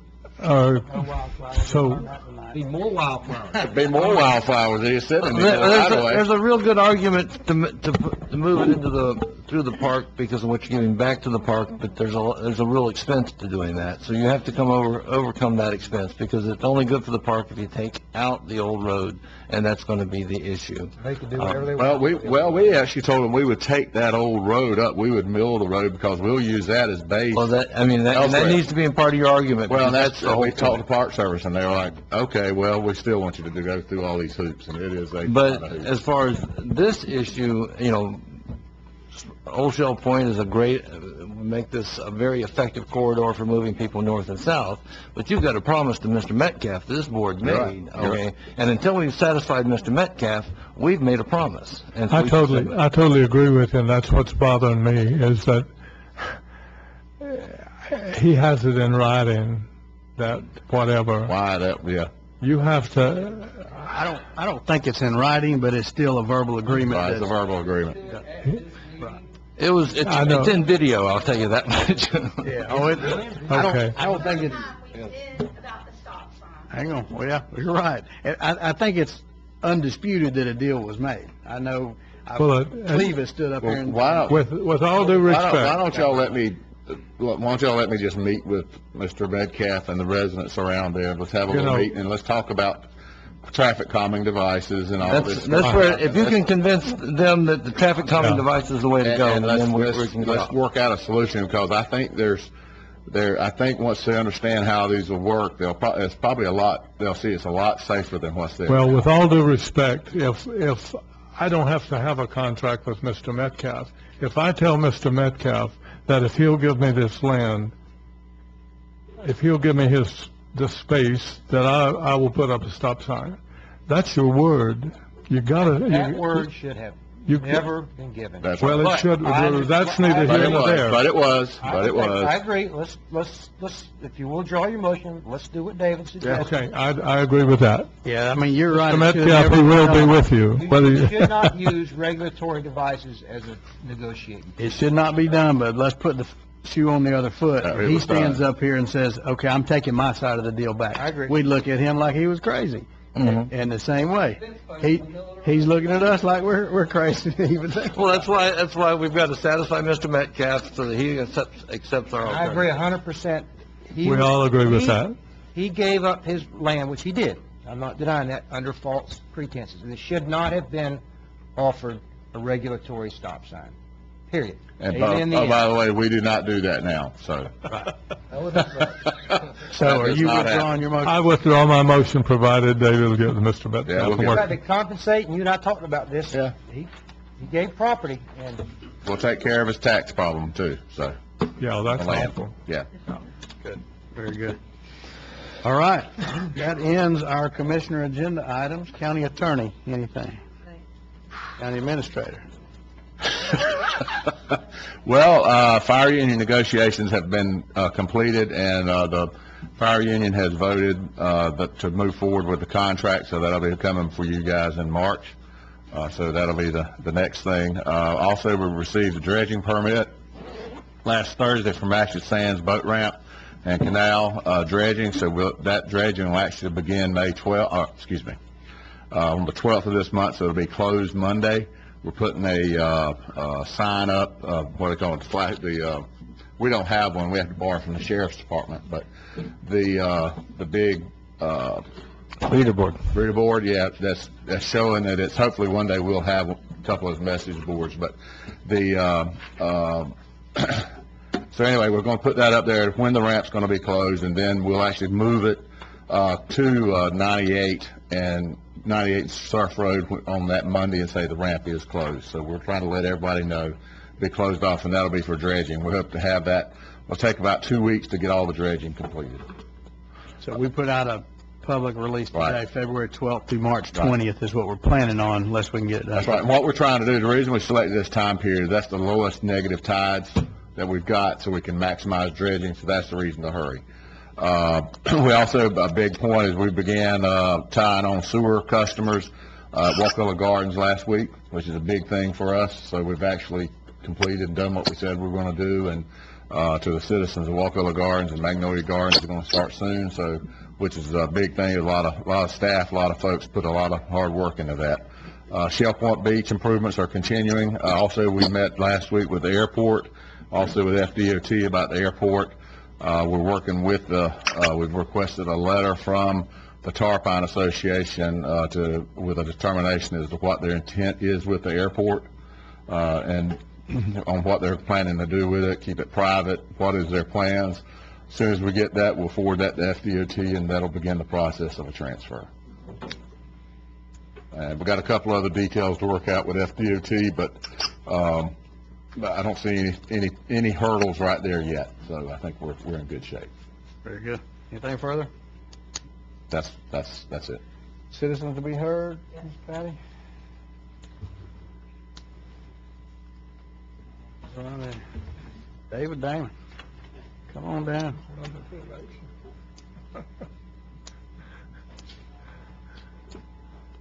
Okay. So, David Damon, Crawfordville. A couple things. Number one, it's real disappointing that we had experts tonight on the wildflowers that the county could have plugged in, and I think in the future we need to remember this. Use people that are really good at what they do. I understand Mr. Stewart put a lot of work into it, put a lot of time into it, but we had real experts that were willing to step up and do something with that. And you guys just shoved it on down the line and took the easiest way out, I think. We'll see how it goes going forward. And speaking of taking the easy way out, the last commission meeting, when it came to the impact fee, just a little step back in time to remember what happened that night. You had a chance to help out the rec park and the library with a real minimum impact fee on new construction. Commissioner Merrick sat on the fence and said, well, I'm not going to do anything with it. You know, if somebody else will second it, I'll go along with it. We heard from Commissioner Stewart about how he was going to vote for it. He was for doing the study on the impact fees. He was going to be there for that. He wasn't going to necessarily vote for the impact fees, but he wanted the study. When it came time for the second, it was nothing but silence. Nothing happened. You could hear a pin drop waiting for those few seconds to go by, so that Mr. Merrick did not have to vote on it, so it failed. Now, here's the takeaway from this. You guys don't seem to think that that amount of money would have really been a big deal to the rec park or to the library, but it would have been. And over a period of 10 years, look at what impact that could have had, how that could have helped them out. And I just wonder if y'all are out of touch, if you think that $25,000 and then matching grant funds, perhaps $50,000 over a 10-year period, and with 319 corridor coming in with new development, the minimum it would have been if you'd have matching funds, would have been $500,000 to those two groups. I mean, they can use that money, and I don't know what y'all are thinking when you can't follow through and help them out a little bit. It could have been $1 million. That is real money to the rec park. We could have used that at the rec park. We could have used it at the library. And development's doing well. Commissioner Thomas argued the point that, well, we got rid of it because development was down, and we needed to help them out. And then you argued, well, development's all back up. I never said that one time. And this, my time? Yes, sir. You didn't say that? Play the video back. Okay. Excuse me. If you didn't say that, you did say it had all recovered. Somebody said that the reason we dropped it was because it was hurting. Development was hurting at one point. It wasn't you? Okay. But you did say that it's all come back now. So it wouldn't have hurt. I mean, it was very little. And I'm just suggesting, look at the big picture, the 10-year plan next time. Thank you. Thank you, sir. Andrew Riddle.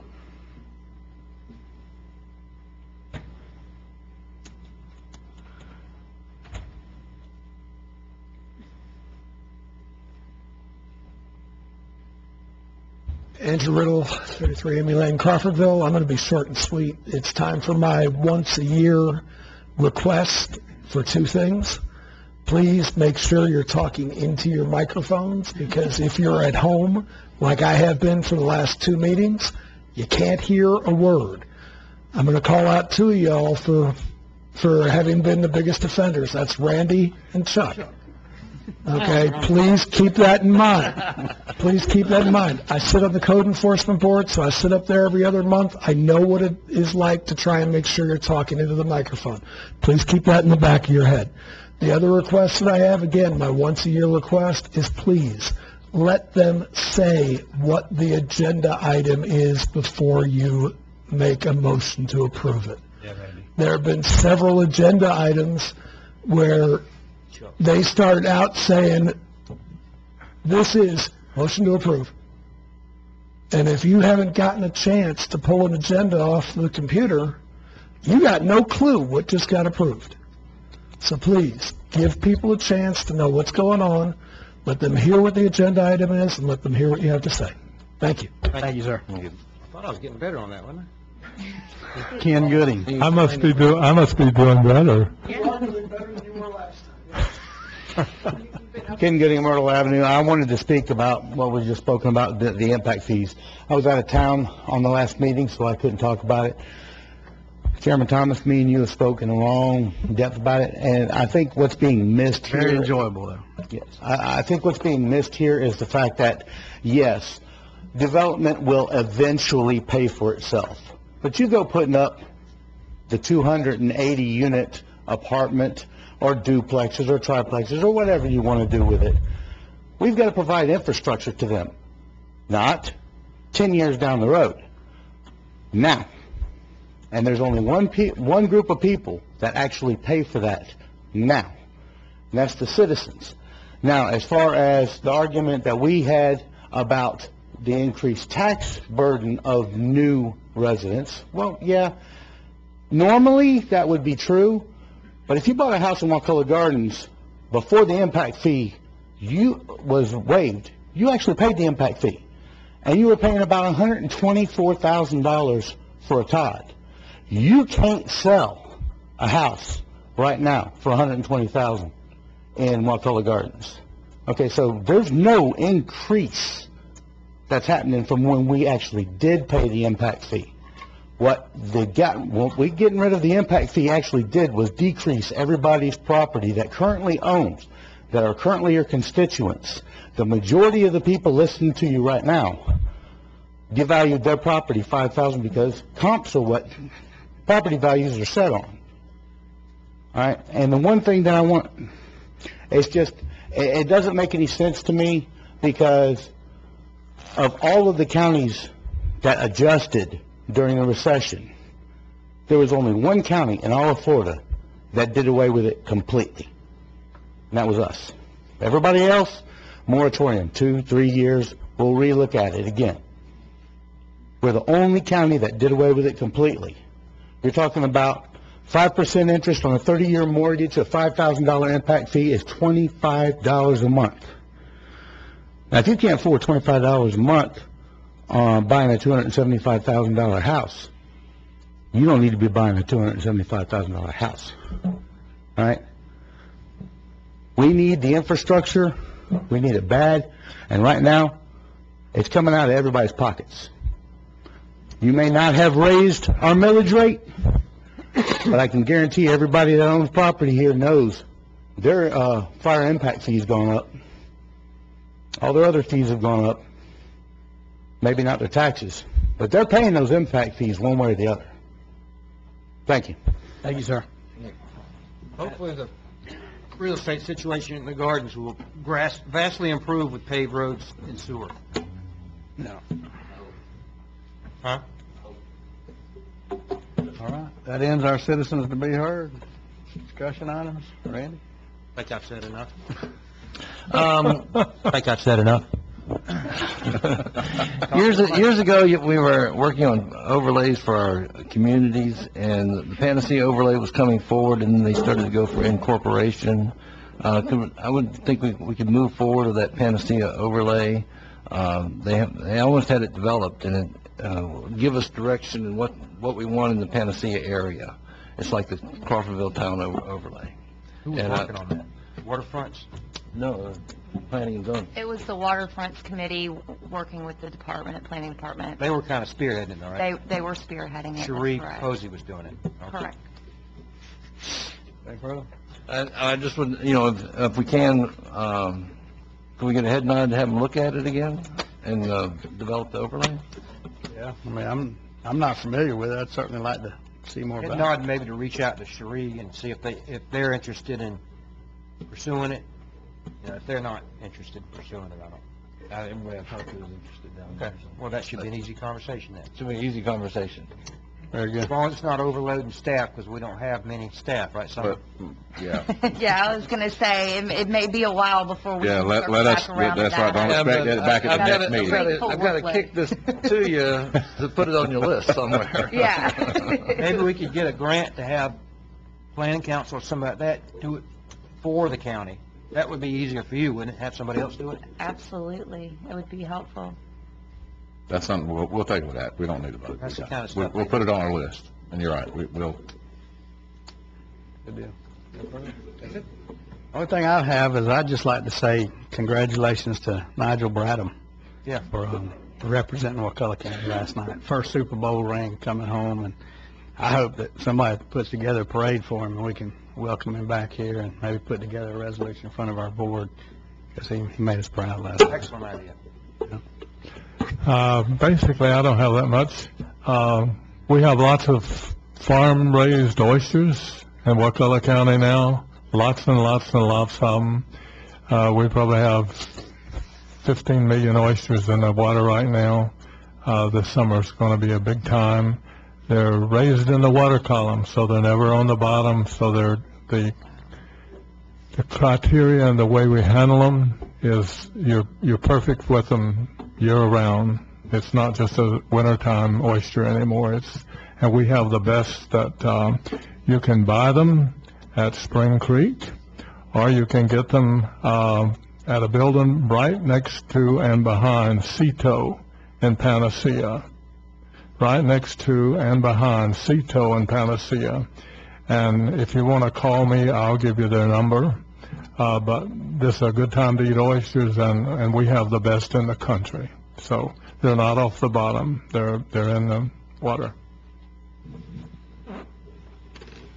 Two things that follow up on Nigel. I was going to suggest that we consider putting at the entrance to the county on all of our roads at the sign that the home of Super Bowl champion Nigel Bradham. And if we could either have the state, we can ask the state to do that, or we can just make some signs and put them up and wait for the state to tell us we got to take them down. Or, I go along with your second idea better. Just put them up. I don't think they'll tell us to. Well, I don't think they will either, but if that's okay with everybody, it'll cost a little bit to have the signs made. I don't know what. We'll ask the road department to do that. Okay. Is it a permanent sign on a state right-of-way? Yes. Or just temporarily? We call it temporary. It's like those bus. Until we get a dozen Super Bowls. Well, you go into a lot of communities and you'll see where they have Yeah. You know, people, I mean, this is unique in the fact that we've had a Wakulla High student. I mean, that's no small task he's done with his life, and you know, we need to enjoy that with him. People coming here need to know that we've produced such a young man as that. So anyway, if that's fine, we'll work on that. The other one is don't eat the bass out of Lake Ellen. I know a lot of people fish that lake and catch a lot of bass out of it. Don't eat them. It's on the list of do not eat. They're high in mercury, and PAD put that out today from the health department. So just to sort of get it out to the public, don't eat the bass. Especially if you're young and or... Chuck and I were looking at earlier, if you're a male, theoretically, you can eat what, one a week? One a month. One a month. Well, If you want to take that chance. But if you're a child or a woman, don't eat them. Yep. I know that sounds discriminatory, but that's just what they said. Well, all of them have restrictions, almost all Chuck's fish. words, not mine. Guys, thank y'all for what you do. Stand adjourned. Thank you all for coming out tonight. Tough job. Tough job. This might be our longest meeting. Several years, they used to all be like this. Probably since the wetland. Yeah.